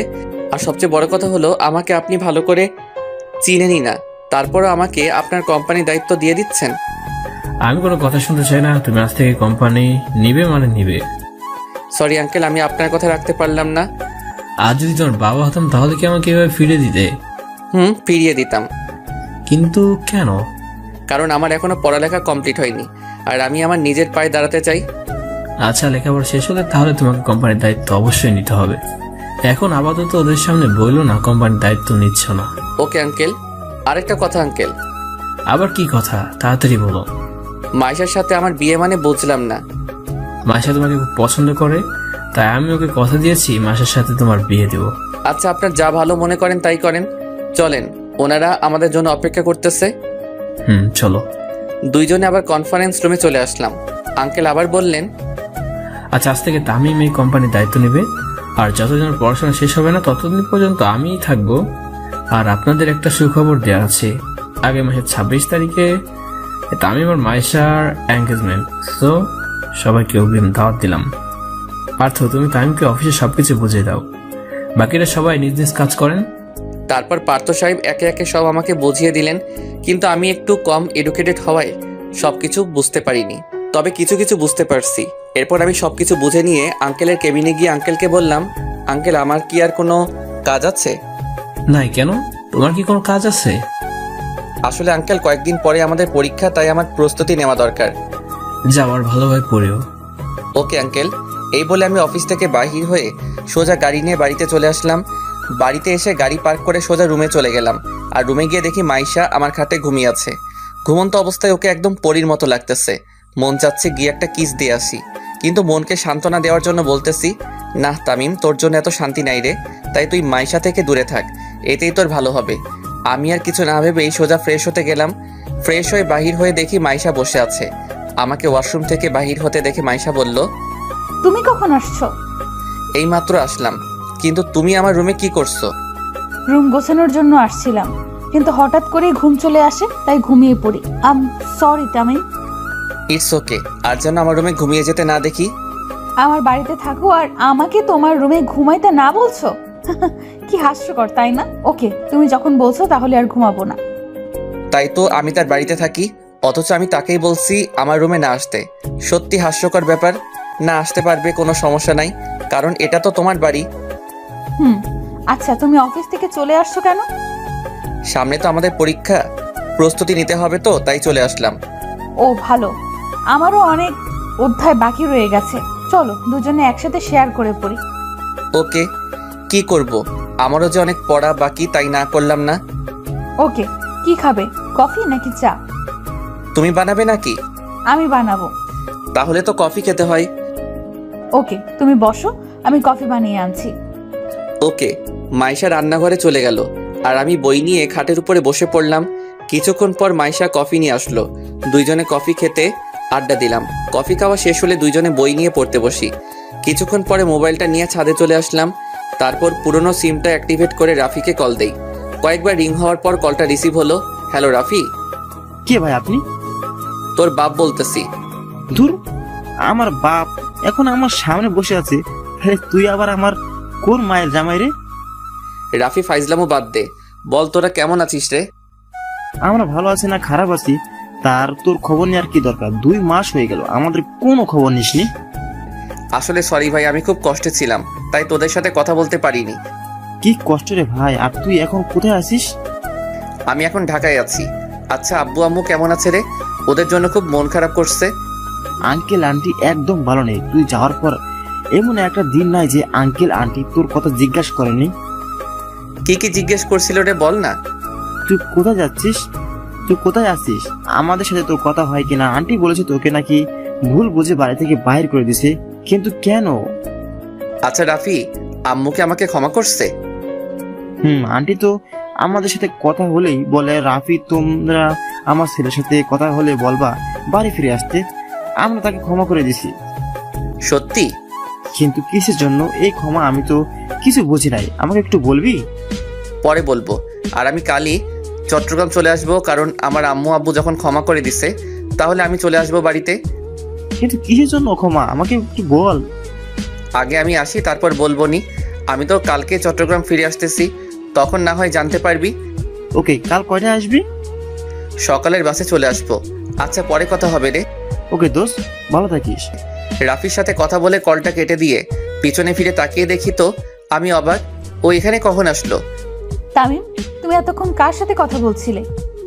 আমার বন্ধুর সাথে। কিন্তু তুমি তো বলেছিলে তোমার বাবা মা নেই, তাহলে আব্বু আম্মু ক্ষমা এইসব কি? কিছুই বুঝতেছি না। আর তুমি কাল কোথায় যেন যাবে বলেছিলে? সবকিছু যখন জেনেই গেছেন তাহলে সত্যিটা বলেই ফেলি। কি সত্যি বলো? তারপর কলেজে ঘটে যাওয়া সকল ঘটনা মাইশাকে বললাম। আর কাল সকালে নাস্তা করে আমি আবার গ্রামের বাড়ি ফিরে যাব। কাল কেন? একবারে পরীক্ষা দিয়ে যাও, কারণ পরীক্ষার তো আর বেশি দিন নাই। তাই ওকে, পরীক্ষা দিয়েই যাব, কারণ পরীক্ষা দিতে না পারলে পরবর্তীতে আবার একই ক্লাসে ভর্তি হওয়া অনেক লজ্জার ব্যাপার, তাই না করিনি। পরীক্ষা শেষ হলে তোমার সাথে আমিও যাব। সেটা পরে দেখা যাবে। এই বলে আমি ছাদ থেকে রুমে চলে আসলাম। তারপর কিছুক্ষণ ফেসবুকিং করলাম আর গল্প পোস্ট করলাম। যখনই অফলাইন হতে যাব তখনই সুমাইয়ার আইডি থেকে মেসেজ আসলো। হাই। হ্যালো, কেমন আছিস? ভালো, তুমি? আমিও ভালো। কি করতেছিস? বসে আছি, তুমি? আমিও বসে আছি। আচ্ছা তামিম, একটা প্রশ্ন করব। কর। তুমি কোন ইয়ারে পড়ো? ফাইনাল ইয়ারে। তুই? সত্যি তুমি ফাইনাল ইয়ারে? আমি ফাইনাল ইয়ারে। কোন কলেজে পড়ো? ঢাকা কলেজে। তামিম, তোমার একটা পিক দাও তো। কেন? তোমাকে চেনা চেনা লাগতেছে তাই। কেন বলতো? পিক দিবা কিনা বলো। ওকে ওয়েট, একটু পর আমার একটা ছবি দিলাম। ছবি দেওয়ার সাথে সাথে সুমাইয়া বলল, তামিম, তুমি আমাকে কোনোদিন দেখছো? না তো, কেন? আজকে মাইশার সাথে আমিই ছিলাম। কি তুই? হুম। আরও কিছুক্ষণ কথা বলে অফলাইন হয়ে গেলাম। এইভাবে কেটে গেল কয়েকটা দিন। আর 2 দিন পর আমাদের পরীক্ষা, তাই ভালোভাবে প্রস্তুতি নিতে হবে। তাই আর কোনো সময় নষ্ট না করে সব সময় বই নিয়ে ব্যস্ত থাকি। পরীক্ষার দিন। তামিম, তাড়াতাড়ি রেডি হও। ওকে দাঁড়াও, আমি আসতেছি। এরপর রেডি হয়ে কলেজে চলে গেলাম। ওয়ার্নিং বেল দিয়ে দিল, তাই পরীক্ষার হলে ঢুকে পড়লাম। স্যার প্রশ্ন দিয়ে গেল, কিন্তু প্রশ্ন এত সহজ যে 2 ঘন্টার জায়গায় 50 মিনিটে শেষ করে ফেলছি। এইভাবে একে একে সব পরীক্ষা দিয়ে ফেলছি। সব পরীক্ষা মোটামুটি ভালো হয়েছে। আজ পরীক্ষা শেষ দিন, শেষ পরীক্ষাটাও দিয়ে ফেললাম। এখন আমাকে চট্টগ্রাম ফিরতে হবে, তা আঙ্কেলকে বলা দরকার। তাই পরীক্ষা দিয়ে সোজা মাইশাকে নিয়ে বাড়ি চলে আসলাম রাতে। আঙ্কেল, একটা কথা বলার ছিল। বলো। সকালে চট্টগ্রাম যাবে আর কি, ওকে, কোনো সমস্যা নেই। আপনি জানলেন কি করে? মাইশা বলেছে আর বাড়ি যাবা। ঠিক আছে, তবে আসার সময় রিয়ানদেরও নিয়ে আসবা। এখনো বিয়ে হয়নি, তার মধ্যে আমার আব্বু আম্মুকে বিয়ান বানিয়ে ফেলছে। ওনারা কি আসবে? কেন আসবে না? দরকার হলে আমি কল করে বলবো। Okay uncle. এই বলে ডিনার করে রুমে চলে গেলাম আর মা বাবার সাথে কথা ভাবতে লাগলাম। বাবা মা, আবার তোমাদেরকে দেখতে পাবো। তোমরা কেমন আছো? তোমাদেরকে দেখতে আমার খুব ইচ্ছে করছে। এই সব ভাবতে ভাবতে কখন যে ঘুমিয়ে গেলাম নিজেও জানি না। সকালবেলা দরজায় নাড়ার আওয়াজে ঘুমটার 12টা বেজে গেল। আমি উঠে দরজা খুলতেই দেখি মাইশা কফি নিয়ে দাঁড়িয়ে আছে। দরজা খুললেই কফিটা রেখে চলে যায়। আমি সোজা ওয়াশরুমে গিয়ে ফ্রেশ হয়ে এসে নিচে চলে এলাম। তারপর নাস্তা করে রুমে চলে আসলাম। ব্যাগ গুছিয়ে আবার নিচে নেমে এলাম আর আঙ্কেলকে বললাম, আঙ্কেল যদি কোনো দোষ করে থাকি তো ক্ষমা করবেন। কি যে বলো না তুমি। এ নাও। এইটা কিসের চাবি? তোমার নতুন গাড়ি। এইসবের কি দরকার ছিল আঙ্কেল? আচ্ছা, এসব কথা এখন থাক, তোমার দেরি হয়ে যাচ্ছে। আঙ্কেল আসি। মাইশা আসি। যদি বেঁচে থাকি তো তাহলে আবার আসবো আঙ্কেল। এই বলে যেই গাড়ি নিয়ে গেট দিয়ে বের হয়ে যখনই মেইন রোডে উঠতে যাব ঠিক তখনই ট্রাকের সাথে আমার গাড়ির অ্যাক্সিডেন্ট হয়ে যায়। কি ভাবছেন গল্প শেষ হয়ে গেল? তাহলে ভুল ভাবছেন, কারণ গল্পের সিজন 2 আসতে চলেছে। সো সবাই সিজন 2 এর জন্য অপেক্ষা করুন আর আমাদের চ্যানেলটি সাবস্ক্রাইব করে রাখুন। ধন্যবাদ। আমি গাড়ি থেকে ছিটকে দূরে পড়ে যাই আর একটা পিলারের সাথে বাড়ি খাই। তারপর আর কিছু মনে নেই। আফটার 5 মাস পর। ডক্টর, তামিম এখন কেমন আছে? উনি এখন অনেকটাই বিপদ মুক্ত। তামিম এতদিন কোথায় ছিলেন, আজ হঠাৎ তার সেন্স ফিরে আসে, তাই ওনাকে ঘুমের ওষুধ দিয়ে হালকা ট্রিটমেন্ট করি। এই বলে মাইশা তামিমকে দেখতে তামিমের কেবিনে যায়। মাইশা দেখে তামিম শুয়ে আছে। মাইশা ডাক্তারকে বলল, ডক্টর, তামিমের কখন জ্ঞান ফিরবে? 1 ঘন্টা পরে তামিমের জ্ঞান ফিরবে, তার চেয়ে বেশিও লাগতে পারে। কিন্তু তামিমের জ্ঞান ফেরার পর ওনাকে কোনো প্রশ্ন করবেন না, কারণ এতে পেশেন্টের ক্ষতি হতে পারে। ওকে ডাক্তার। আপনি তাহলে এখানে বসেন। ডাক্তার চলে গেল আর মাইশা তামিমের মাথায় হাত বুলিয়ে দিচ্ছে আর তামিমের দিকে তাকিয়ে আছে আর বলতেছে, তামিম, তুমি কি জানো না আমি তোমাকে কতটা ভালোবাসি? জানো তোমার যদি কিছু হয়ে যায় তাহলে আমি কি নিয়ে বাঁচবো? তামিম, তোমাকে যে খুব বেশি ভালোবেসে ফেলেছি, তোমাকে ছাড়া যে আমি এক মুহূর্তও থাকতে পারি না। এইভাবে কিছুক্ষণ থাকার পর মাইশার চোখে ঘুম আসছে। তাই মাইশা ঘড়ির দিকে তাকিয়ে দেখে বিকেল 3টা বাজে। মাইশা তামিমের হাতের উপর মাথা দিয়ে শুয়ে পড়ে। হঠাৎ কারো হাত নড়াচড়ার কারণে মাইশার ঘুম ভেঙে যায়। মাইশা চোখ খুলে দেখে তামিমের হুঁশ ফিরেছে আর তামিম বলতেছে, আমি এখন কোথায়? আমাকে তুমি বলে কেন ডাকতেছেন? তোমার নাম তামিম, তাই তোমাকে তামিম বলে ডাকতেছি। আমাকে তামিম বলে কেন ডাকতেছেন? আমার নাম তামিম, কিন্তু আপনাকে তো আমি চিনি না। আপনি কে আর আমি বা কে? মাইশা তামিমের এই ব্যবহার মেনে নিতে না পেরে ডাক্তারকে ডাক দিল। Doctor, doctor. ডাক্তার তামিমের কেবিনে ছুটে আসে। কি হয়েছে ম্যাম? তামিম আমাকে চিনতে পারছে না কেন? নিশ্চুপ। কি হলো ডাক্তার, কিছু বলছেন না কেন? যেটা ভেবেছিলাম সেটাই হয়েছে। কি ডক্টর, তামিমের কি হয়েছে? আসলে মাথায় খুব আঘাত লাগায় ওনার স্মৃতি হারিয়ে গেছে। ডাক্তারের কথা শুনে ইতি চমকে যায়। আসলে ওই দিন যখন অ্যাক্সিডেন্ট করি তখন ট্রাকের ধাক্কায় আমি গাড়ি থেকে বাহিরে পড়ে একটা পিলারের সাথে আমার মাথায় আঘাত লাগে। এরপর অ্যাক্সিডেন্টের কিছু সময় পর যখন মাইশা তাদের বাড়ির বাগানে যেতে লাগলো তখন দেখতে পেল তাদের বাড়ির সামনে কিছু লোক জড়ো হয়ে আছে। তাই মাইশা ওইখানে গিয়ে দেখে তামিমের অ্যাক্সিডেন্ট হয়েছে। আমার অ্যাক্সিডেন্ট হয়েছে দেখে মাইশা তার আব্বুকে তাড়াতাড়ি ডাকতে চায়। আঙ্কেল মাইশাকে হাঁপাতে দেখে বলল, কিরে মা, তুই এভাবে হাঁপাচ্ছিস কেন? বাবা, তামিমের অ্যাক্সিডেন্ট হয়েছে। কি বলছিস? চলুন 5 মাস আগে হয়ে যাওয়া ঘটনা শুনে আসি। এই বলে আঙ্কেল আর মাইশা অ্যাক্সিডেন্ট প্লেস চলে আসে আর তামিমকে গাড়িতে তুলে হসপিটালে নিয়ে যায়। কিন্তু ডাক্তাররা তামিমকে ওটিতে নেওয়ার 1 ঘন্টা পর তামিমের ট্রিটমেন্ট করে যখন কিছু হচ্ছে না দেখে ডাক্তাররা জবাব দিল, সরি মিস্টার রফিক, ওনাকে ইমিডিয়েটলি সিঙ্গাপুর হসপিটালে নিয়ে যেতে না পারলে তামিমকে বাঁচানো সম্ভব না। কিন্তু এত তাড়াতাড়ি ফ্লাইট কোথায় পাবো? আমরা জানি না, আপনাকে দ্রুত পেশেন্টকে সিঙ্গাপুর নিয়ে যেতে হবে। ওকে ডাক্তার, তাহলে আমি তামিমকে একটা অ্যাম্বুলেন্সে শিফট করে দেন, আর এখন তামিমকে সিঙ্গাপুরে নিয়ে চলে যাব। কিন্তু এত তাড়াতাড়ি কিভাবে যাব? ফ্লাইট রেডি হতে হতে তো 1 দিন লাগবে। আমাদের প্রাইভেট প্লেন করে চলে যাব। ওকে আব্বু। ডাক্তার, তামিম অ্যাম্বুলেন্সকে শিফট করে দেন। ওকে। কিছুক্ষণ পর তামিমকে অ্যাম্বুলেন্সে শিফট করা হলো।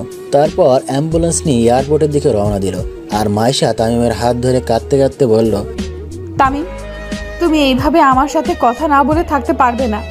তামিম, কথা বলো প্লিজ। তামিম, কথা বলো। তামিম, তোমার এই অবহেলা যে আমি সহ্য করতে পারি না। মাইশার এই অবস্থা দেখে আঙ্কেল বলল, কাঁদিস না মা, দেখ সব ঠিক হয়ে যাবে। নিজের মেয়ের অবস্থা দেখে বাবার সান্ত্বনা দেওয়া ছাড়া আর কি করার আছে, তাই সান্ত্বনা দিচ্ছেন। আর কী বা করবেন। দেখতে দেখতে অ্যাম্বুলেন্স এয়ারপোর্টে পৌঁছে গেল। এরপর তামিমকে অ্যাম্বুলেন্স থেকে প্লেনে শিফট করা হলো। প্লেন স্টার্ট করলো। রাত 9টার দিকে প্লেনটি সিঙ্গাপুরের এয়ারপোর্টে ল্যান্ড করলো। এরপর তামিমকে নিয়ে হাসপাতালে ভর্তি করায়। তামিমকে ওটিতে নেওয়া হয়। কিছুক্ষণ পর ডাক্তার বেরিয়ে আসলো। ডাক্তারকে বেরিয়ে আসতে দেখে আঙ্কেল আর মাইশা ডাক্তারের কাছে গিয়ে ডাক্তারকে বলে, ডক্টর, তামিমের কি অবস্থা? ডাক্তার নিশ্চুপ। কি হলো, চুপ কেন ডাক্তার? আমরা অপারেশন সাকসেসফুল করেছি, কিন্তু কি ডাক্তার? আপনাদের পেশেন্টের কোমায় চলে গেছে। তামিমের কি জ্ঞান ফিরবে না কখনো? ফিরবে, কিন্তু কবে ফিরবে তামিমের জ্ঞান? আমরা ঠিক বলতে পারবো না। তবে হয়তো 1 দিন ফিরতেও পারে, আবার 1 মাসও ফিরতে পারে, আবার তার থেকে বেশিও লাগতে পারে। কি, আমরা কি তামিমকে দেখতে পারবো না? এখন তো দেখা যাবে না। মাইশা ডাক্তারের কথা না শুনে তামিমকে দেখতে ওটির দিকে যায়। আর দরজার ওপাশ থেকে দেখে আর কান্না করতে থাকে। এইবার বাস্তবে ফিরে আসি। আমরা কি তামিমকে দেখতে পারবো না? এখন তো দেখা যাবে না। মাইশা ডাক্তারের কথা না শুনে তামিমকে দেখতে ওটির দিকে যায় আর দরজার ওপাশ থেকে দেখে আর কান্না করতে থাকে। এইবার বাস্তবে ফিরে আসি। ডাক্তার, তামিমের কি কখনো স্মৃতি ফিরে আসবে না? ফিরে আসবে, কিন্তু সময় লাগবে। কয়দিন লাগবে ডক্টর? হয়তো 1 মাস বা তার চেয়ে বেশি সময় লাগতে পারে। আমরা কি তামিমকে বাড়িতে নিয়ে যেতে পারি? না, কারণ উনি এখনো পুরোপুরি সুস্থ না। ওকে, কিন্তু কবে বাড়িতে নিয়ে যেতে পারবো? 2-1 দিন পর নিয়ে যেতে পারবেন, যদি সর্বোচ্চ নিরাপত্তা দিতে পারেন। ওকে ডক্টর। এতক্ষণ পর্যন্ত আমি ডাক্তার আর এই মেয়ের কথা শুনতেছি, কিন্তু আমি কে, কী বা আমার পরিচয়? এই মেয়েটা আমার নাম তামিম কেন বলতেছে? তাহলে কি আমার নাম তামিম? কিন্তু এই মেয়েটি বা কে? না, আমি আর এসব ভাবতে পারছি না। মাথাটা কেমন জানি ব্যথা করতেছে। আস্তে আস্তে আমার চোখ বন্ধ হয়ে আছে, তারপর আবার ঘুমিয়ে পড়লাম। ডাক্তারের সাথে কথা বলে আঙ্কেলকে কল দেই, কিন্তু প্রথমবারে কল ধরেনি, দ্বিতীয়বারে কল ধরলো। তখন মাইশা বলল, আব্বু তুমি কোথায়? তোর জন্য খাবার আনতে হোটেলে আসছি। ওকে, আসতেছি। এই বলে আঙ্কেল কিছু খাবার নিয়ে হাসপাতালে চলে আসে আর মাইশার কাছে গিয়ে বলে, কি হয়েছে? মাইশার বাবা বলে কান্না করে দিল। কি হলো, কাঁদছিস কেন? তামিমের কেবিনে চলো। চল আগে খাবারগুলো খেয়ে নে। খাবো না আমি। এরকম করে না, দেখ তুই কিছু না খাস তাহলে তুই তো রোগা হয়ে যাবি, তখন তামিমকে কে দেখবে? এরপর মাইশা নাস্তাগুলো খেয়ে নেয়। নাস্তা খেয়ে আঙ্কেল আর মাইশা আমার কেবিনে আসে। কেবিনের দরজা বন্ধ হওয়ার শব্দে ঘুমটা ভেঙে যায়। আমি চোখ খুলে দেখি একটা মেয়ে আর একটা লোক, মাইশা আর আঙ্কেল। যেহেতু আমার স্মৃতি হারিয়ে গেছে, তাই আমি মাইশা আর আঙ্কেলের ক্যারেক্টারটা লোকটি আর মেয়েটি করলাম। আমার কেবিনে আসছে, আমি ওনাদেরকে দেখে বললাম, আপনারা কারা? আমার কথা শুনে আঙ্কেল চমকে যায় আর মেয়েটিকে ইশারায় বলে, আমি কি বলছে এগুলো? তারপর মেয়েটি মানে মাইশা যা বলল তা শুনে আঙ্কেল চমকে যায়। আমার কথা শুনে আঙ্কেল চমকে যায় আর মাইশাকে ইশারায় বলে, আমি কি বলছি এগুলো? তারপর মাইশা যা বলল তা শুনে আমি আর আঙ্কেল চমকে যাই, কারণ মাইশা বলল যে, বাবা, তামিম স্মৃতি হারিয়ে ফেলেছে। কি বলছিস এসব? বাবা, তামিমের স্মৃতি হারিয়ে ফেলেছে। আচ্ছা, আপনারা কি আমাকে চিনেন? হ্যাঁ, চিনি তো। আমি কে? আমার নাম কি বলুন না প্লিজ। তুমি আমার তামিম, আর আমি তোমার হবু বউ মাইশা, আর ইনি হলেন আমার বাবা রফিক চৌধুরী। আমার না খুব মাথায় খুব ব্যথা করছে। আপনারা যদি বাইরে যেতেন তাহলে আমি ঘুমিয়ে যেতে পারবো। কেন নই, তুমি ঘুমিয়ে যাও, আমরা বাইরে আছি। এই বলে মাইশা আর আঙ্কেল বাহিরে চলে গেলেন আর আমি শুয়ে পড়লাম। মাইশা আর আঙ্কেল বাহির হয়ে সোজা একটা টুলে বসে পড়লেন আর মাইশাকে বললেন, তামিম কি কখনো স্মৃতি ফিরে আসবে না? ডক্টর তো বলেছিল আবার স্মৃতি ফিরে আসবে। কিন্তু কবে ফিরে আসবে? 2-1 মাসের মধ্যে আবার স্মৃতি ফিরে আসবে। তাই যেন হয়। সকালবেলা বুকের মধ্যে ভারী কিছু অনুভব করতেছি। আমি চোখ খুলে দেখি মাইশা আমার বুকে মাথা দিয়ে শুয়ে আছে। আমি মাথাটা নাড়াতেই মাইশা জেগে উঠল আর আমাকে বলল, এখন কেমন লাগছে তোমার? অনেকটাই ভালো। আমি ফ্রেশ হব। তারপর ইতি আমাকে ফ্রেশ করিয়ে আবার কেবিনে নিয়ে আসলো। এরপর ইতি বাহিরে গিয়ে কিছু নাস্তা নিয়ে আসলো আর আমাকে খাইয়ে দিল, আর নাস্তা খাইয়ে আবার ওষুধও খাইয়ে দিল। এভাবে কেটে গেল 2টা দিন। এখন আমি অনেকটাই সুস্থ, হাঁটতে পারি পুরোপুরি, কিন্তু এখনও আমার স্মৃতি ফিরে আসেনি। আমি সুস্থ দেখে মাইশা আঙ্কেলকে বলল, বাবা, তামিম এখন অনেকটাই সুস্থ।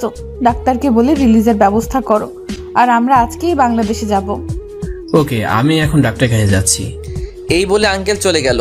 একটু পর আঙ্কেল আবার আসলো আর বলল, তামিমকে রেডি কর, আর আমরা এখনই এয়ারপোর্টে যাব। ওকে বাবা। এরপর মাইশা আমাকে একটা কালো শার্ট আর কালো প্যান্ট দিয়ে বলল এগুলো পরতে। মাইশা বাহিরে চলে গেল আর আমিও শার্ট আর প্যান্টটা পরে বাহিরে আসলাম। তারপর সবাই মিলে গাড়ি করে এয়ারপোর্টে চলে আসলাম। এরপর আঙ্কেলের প্রাইভেট প্লেনে করে বাংলাদেশের উদ্দেশ্যে রওনা দিলাম। বিকাল 4টার দিকে প্লেনটি ঢাকা শাহজালাল আন্তর্জাতিক এয়ারপোর্টে ল্যান্ড করলো। এরপর আমরা 3 জনে এয়ারপোর্ট থেকে বাহির হয়ে গাড়ির জন্য অপেক্ষা করতে লাগলাম। একটু পর একটা গাড়ি আসলো। আমরা 3 জনে গাড়িটাতে উঠে মাইশাদের বাড়ির দিকে রওনা দিলাম। কিছুক্ষণ ড্রাইভ করার পর আমরা আঙ্কেলের বাড়িতে পৌঁছে গেলাম। আমি গাড়ি থেকে নামতেই দেখি একটা বড় দালান আর তার চারপাশে ফুলের বাগান। খুব সুন্দর করে সাজানো। এরপর আমরা ভিতরে ঢুকে দেখি বাড়িটা খুব সুন্দর করে সাজানো। তখন আঙ্কেল মাইশাকে বলল, মাইশা ওকে রুমটা দেখিয়ে দে। ওকে বাবা চলো। এরপর মাইশা আমাকে নিয়ে একটা রুমের সামনে আনলো আর রুমের দরজা খুলে দিয়ে আমাকে বলল, এইটা তোমার রুম, যাও গিয়ে ফ্রেশ হয়ে নিচে এসো। ওকে। এই বলে রুমের ভিতরে ঢুকে চারিদিকে চোখ বোলাতে লাগলাম, কিন্তু রুমটা আমার খুব চেনা চেনা লাগছে। এর আগে রুমটা দেখেছি মনে হচ্ছে, তাহলে কি এর আগেও আমি এই রুমে ছিলাম? আহ বলে মাথায় হাত দিয়ে খাটে শুয়ে পড়লাম। মাথাটা প্রচণ্ড ব্যথা করছে, তাই শুয়ে পড়লাম। যখন ঘুম ভাঙে তখন ঘড়ির দিকে তাকিয়ে দেখি 9টা বাজে, তাই তাড়াতাড়ি ফ্রেশ হয়ে সোজা নিচে চলে আসলাম। আমাকে নিচে নামতে দেখে আঙ্কেল বলল, তুমি এখন পুরোপুরি সুস্থ তো? হ্যাঁ আঙ্কেল। তাহলে কাল থেকে আবার আমার সাথে অফিস করবে এবং ভার্সিটিতে ভর্তি হবে।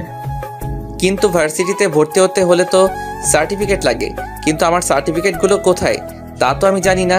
তখন মাইশা বলল, সার্টিফিকেটের জন্য তোমার চিন্তা করতে হবে না, ওইগুলো তোমার রুমে আছে। ওকে, কিন্তু আমি কি আপনার সাথে অফিসে বসতে পারবো? তখন আঙ্কেল বলল, কেন পারবে না? আমি তো এইসব কিছুই জানি না। তুমি চিন্তা করো না, আস্তে আস্তে সব শিখে নেবে। Okay uncle. অনেক কথা হয়েছে, এখন ডিনার করে নাও। ডিনার করে নাও। ওকে। এরপর ডিনার করে রুমে চলে এলাম। রুমে এসে ওষুধ খেয়ে বেলকনিতে দাঁড়িয়ে ভাবতে লাগলাম, কে এরা, কে এই মাইশা? আমি কি তাদেরকে চিনতাম? কিন্তু মাইশা তো বলল আমি তাকে ভালোবাসি। এটা কি সত্যি নাকি মিথ্যা? আমার বাবা মা কারা? কোথায় থাকে ওনারা? কি আমার পরিচয়? আমার নাম তামিম, এই ছাড়া কি আরো পরিচয় আছে আমার? আবার মাথা ব্যথা শুরু হয়ে গেল, তাই শুয়ে পড়লাম। কিন্তু এই আমি কাকে দেখতে পাচ্ছি? কে এই বয়স্ক মহিলা যাকে আমি ভাবনায় দেখতে, কিন্তু ওই মহিলা আদর করে দেওয়া ছেলেটা তো আমি, কিন্তু কে এই মহিলা? আর আমার পাশে থাকা লোকটি বা কে? কিন্তু ওনাদেরকে তো আমি কোথাও দেখেছি মনে হচ্ছে। কোথায় দেখেছি? হঠাৎ ঘুমটা ভেঙে গেল। তাহলে কি আমি এতক্ষণ স্বপ্ন দেখছিলাম? কিন্তু এই মহিলা আর লোকটি বা কে? আমি কি ওনাদেরকে চিনি? আমার মনে হচ্ছে ওনারা আমার খুব কাছের কেউ, কিন্তু কে হতে পারে? ধুর, বাদ দে এসব, এখন ঘুমিয়ে যাই। সকালে 8টার দিকে ঘুমটা ভেঙে গেল। ঘুম থেকে উঠে ফ্রেশ হয়ে সোজা নিচে চলে এলাম। এরপর আঙ্কেল বললেন, তাই এখন কেমন লাগছে তোমার? অনেকটাই ভালো। চেয়ারে বসে নাস্তা করে নাও। Okay uncle. চেয়ারে বসে নাস্তা করতে লাগলাম। এমন সময় মাইশা বলল, তামিম, তোমার সার্টিফিকেট পাইছো? পাইছি, কিন্তু আঙ্কেল আপনাকে একটা কথা বলার ছিল। বলো, কি কথা? আমার আম্মু আব্বু কোথায়? ওনারা কি নেই? আমি তো জানি না। কেন? কারণ তুমি আমাদেরকে বলোনি তাই। আমি বলিনি মানে বুঝি নাই আঙ্কেল। আঙ্কেল ওই দিন রাতের ঘটনা বলে। ও নাস্তা খাওয়া শেষ করে রেডি হয়ে আসো। কেন? ভার্সিটিতে যেতে হবে আর আমাদের ভর্তি হতে হবে, এমনিতেই অনেক দিন দেরি হয়ে গেছে। ওকে, কিন্তু আপনাকে যেতে হবে না, আমি একাই ভর্তি হতে পারবো। আমি অন্য ভার্সিটিতে ভর্তি হব। কেন? আমার সাথে গেলে সমস্যা কি? কোনো সমস্যা নাই। তাহলে আমার সাথে পড়তে অসুবিধা কোথায়? আমার অন্য ভার্সিটিতে পড়তে চাই, তাই আপনার সাথে আপনার ভার্সিটিতে পড়তে চাই না। কিন্তু তখন আঙ্কেল বলল, আচ্ছা মা, বাদ দে তো, তামিম যখন চাইবে তখন ওকে ওর মতো চলতে দে। কিন্তু বাবা। কোনো চিন্তা নয়, তামিম যাও গিয়ে রেডি হয়ে এসো। এই বলে আমি রুমে এসে একটা নর্মাল শার্ট আর প্যান্ট পরে নিচে এলাম। আমাকে এসব কাপড় পরতে দেখে আঙ্কেল বললেন, এগুলো তুমি কি পরেছো? কেন, শার্ট আর প্যান্ট পরছি। দামি দামি শার্ট থাকতে এই খ্যাতমার্কা শার্ট পরছো কেন? আমাকে এগুলো তো ভালোই লাগছে, আপনি আর না করবেন না। ওকে, সব কাগজপত্র নিয়েছো? নিছি। এই নাও কার্ড, আর পাসওয়ার্ড হলো। এটা কিসের কার্ড? এই ক্রেডিট কার্ড, তোমার যখন যা ইচ্ছে খরচ করতে পারো। না আঙ্কেল, আমার লাগবে না, আমাকে শুধু ভর্তি ফি আর 500 টাকা দেন, তাতেই হবে। ওকে নাও, আর এটা তোমার অফিসের কার্ড, ক্লাস করে অফিসে চলে এসো। Okay uncle. এই বলে আমি যখনই বাহির হতে যাব তখনই মাইশা বলল, গাড়ি নিয়ে যাবে না? না, আমি রিক্সা নিয়ে যাব। ওকে। কি তামিমের স্বভাব এইভাবে পাল্টে গেল কেন? ও তো আগে এইরকম খ্যাত হয়ে চলতো না। তাহলে কি স্মৃতিশক্তি যাওয়ার সাথে তামিমের নিজস্ব পার্সোনালিটি চেঞ্জ হয়ে গেছে? আমাকে যেইভাবেই হোক তামিমের স্মৃতি আবার ফিরিয়ে আনতে হবেই। এই বলে বাসা থেকে বাহির হয়ে রিক্সার জন্য অপেক্ষা করতে লাগলাম। অনেকক্ষণ দাঁড়িয়ে থাকার পর একটা রিক্সা পেলাম। এরপর রিক্সা নিয়ে ভার্সিটির দিকে রওনা দিলাম। কিছুক্ষণ পর ভার্সিটি পৌঁছে গেলাম। রিক্সা ভাড়া দিয়ে ভার্সিটিতে প্রবেশ করলাম আর চারিদিকে চোখ বোলাতে লাগলাম। চারিদিকে সবাই স্মার্ট আর বড় লোকের ছেলে, শুধু আমি একা খ্যাত হয়ে ভার্সিটিতে ঢুকলাম। এরপর আমি অফিসে গিয়ে ভর্তি হয়ে ক্লাসরুমে এসে বসলাম। একটু পর স্যার আসলো আর আমার পরিচয় জানতে চাইলে পরিচয়টা বললাম। একে একে সব ক্লাস করে ক্লাস থেকে বাহির হয়ে সোজা গেটের দিকে যেতে লাগলাম। এরপর যখনই গেটের বাহিরে পা রাখবো তখনই কে যেন আমাকে তামিম তামিম বলে ডাক দিল। আমি পিছনে ফিরতেই দেখি একটা মেয়ে আমায় ডাকছে। ভাবতেছি দাঁড়াবো নাকি চলে যাব, চলেই যাই। এরপর যখন হাঁটা আবার শুরু করলাম তখন আবার ডাকা শুরু করলো, তাই আমি দাঁড়িয়ে গেলাম। তখন মেয়েটি বলল, তোমাকে কখন থেকে ডাকতেছি, তুমি দাঁড়াচ্ছ না কেন? আপনি আমায় ডাকছিলেন? তো কাকে ডাকবো, এখানে তুমি ছাড়া আর কেউ নেই। এইবার বলেন আমাকে কেন ডেকেছেন? তুমি এতদিন কোথায় ছিলে? আমি কোথায় ছিলাম তা আপনাকে বলবো কেন? আপনি কে জানার?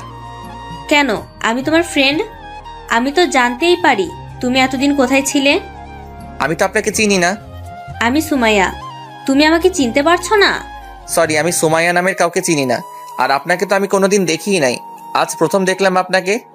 কি বলছো তুমি এসব? আমি সত্যি বলছি। আর পথ ছাড়েন, আমার যেতে হবে। আর কোনোদিন আমায় বিরক্ত করবেন না। এই বলে সোজা বাসায় চলে আসলাম। বাসায় গিয়ে দেখি মাইশা আমার আগে কলেজ থেকে চলে আসলো। আমাকে আসতে দেখে মাইশা বলল, আজ কলেজ কেমন কাটলো? ভালো, আমি ফ্রেশ হয়ে আসি। এই বলে সোজা রুমে চলে আসলাম। দেখতে দেখতে 2টা মাস চলে গেল। এখন আমার সব স্মৃতি মনে পড়ে গেছে। কলেজেও অনেক ফ্রেন্ড হয়ে গেছে, আঙ্কেলের কোম্পানিতেও কাজ করি। বাবা মায়ের কথা খুব মনে পড়তেছে, বাবা মাকে খুব মিস করতেছি। ভাবতেছি বাড়ি ফিরে যাব, কিন্তু এর আগে আমাকে প্রতিষ্ঠিত হতে হবে, তারপর বাড়ি ফিরে যাব। আজ 19শে জানুয়ারি 2022 সাল। 19শে জানুয়ারি মাইশার জন্মদিন, মানে আর একদিন পরই ইতির বার্থডে। তাই আঙ্কেল আমাকে বলল, তামিম, কাল ইতির বার্থডে, তাই আমি চাই বার্থডে সব দায়িত্ব তোমাকেই নিতে হবে। ওকে আঙ্কেল, আপনি কোনো চিন্তা করবেন না, আমি সব সামলে নিব। ওকে, তুমি এখন যাও, আমি একটু পরে আসবো। না আঙ্কেল, এখন অনেক রাত হয়ে গেছে, সো আপনি চলে যান, আমি না হয় ফাইলগুলো দেখে আসতেছি। ওকে, তাহলে আমি যাই। এই বলে আঙ্কেল গাড়ি নিয়ে বাসায় চলে গেলেন। আর আমি ফাইলগুলো রেখে কিছুক্ষণ পর বাসায় চলে আসলাম। বাসায় এসে ফ্রেশ হয়ে ঘুমিয়ে পড়লাম, কিন্তু কোনোভাবেই ঘুম আসতেছে না, তাই ছাদে চলে গেলাম। ছাদে একটু দাঁড়িয়ে আবার রুমে চলে আসলাম। রুমে এসে আবার শুয়ে গেলাম। ফ্রেশ হয়ে নিচে নাস্তা করতে এলাম। নাস্তা করতে বসছি, এমন সময় আঙ্কেল বললেন, কাজ কত দূরে গিয়েছে? সন্ধ্যার আগে হয়ে যাবে সবকিছু। তখন মাইশা বলল, কিসের কাজ বাবা? কোম্পানির কাজ। ও হুম। বাবা, আমি আজ একটু বান্ধবীর বাসায় যাব, আস্তে আস্তে সন্ধ্যা হয়ে যাবে। ওকে, সমস্যা নেই। থ্যাংক ইউ আব্বু, তাহলে আমি যাই আব্বু। ওকে, সাবধানে যাও। ওকে। এই বলে মাইশা গাড়ির চাবি নিয়ে বান্ধবীর বাড়ি চলে গেল। তখন আঙ্কেল আমাকে বলল, তামিম, তুমি তোমার কাজ করো। Okay uncle. এরপর আমি সোজা ডেকোরেশনের দোকানে চলে গেলাম। এরপর বার্থডের জন্য সব অ্যারেঞ্জ করে সোজা অফিসে চলে গেলাম। মাইশা বাড়িতে প্রবেশ করে দেখে বাড়িতে কেউ নেই, পুরো বাড়িটা ফাঁকা। মাইশা এদিক ওদিক দেখতে লাগলো, কিন্তু কেউ নেই। তাই মাইশা সোজা ছাদে চলে গেল। ছাদে গিয়ে দেখে সব লাইট অফ। একটু পা বাড়াতে সব লাইট জ্বলে উঠলো, আর আকাশে বাজি ফাটলো, আর লেখা উঠলো, happy birthday to dear Maisha.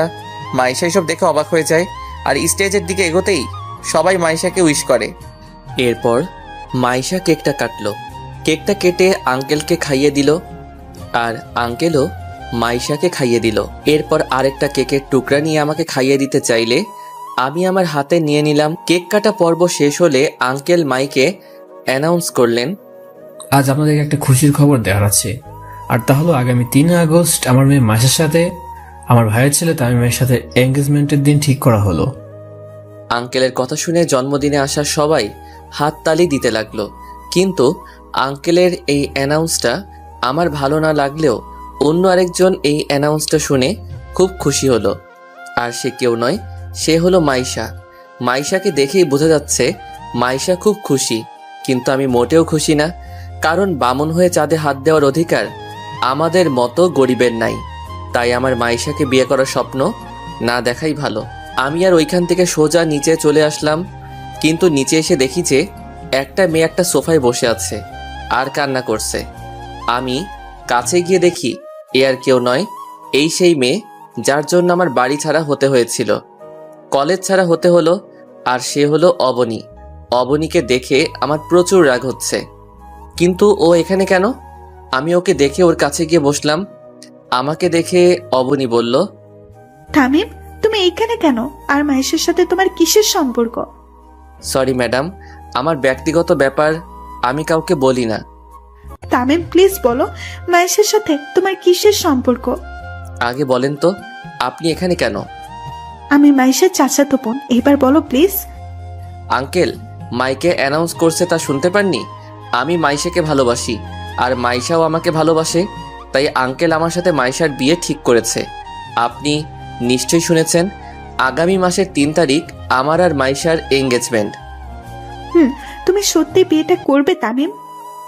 তা নয় তো কি, ভালোবাসার মানুষকেই তো বিয়ে করব। কিন্তু অবনীকে আর বলতে না দিয়ে আমি সোজা আমার রুমে চলে আসলাম। রুমে এসে রাফিকে কল দিলাম। কয়েকবার কল হতেই রাফি কল ধরলো। হ্যালো, কে? দোস্ত, আমি তামিম। কেমন আছিস রে দোস্ত?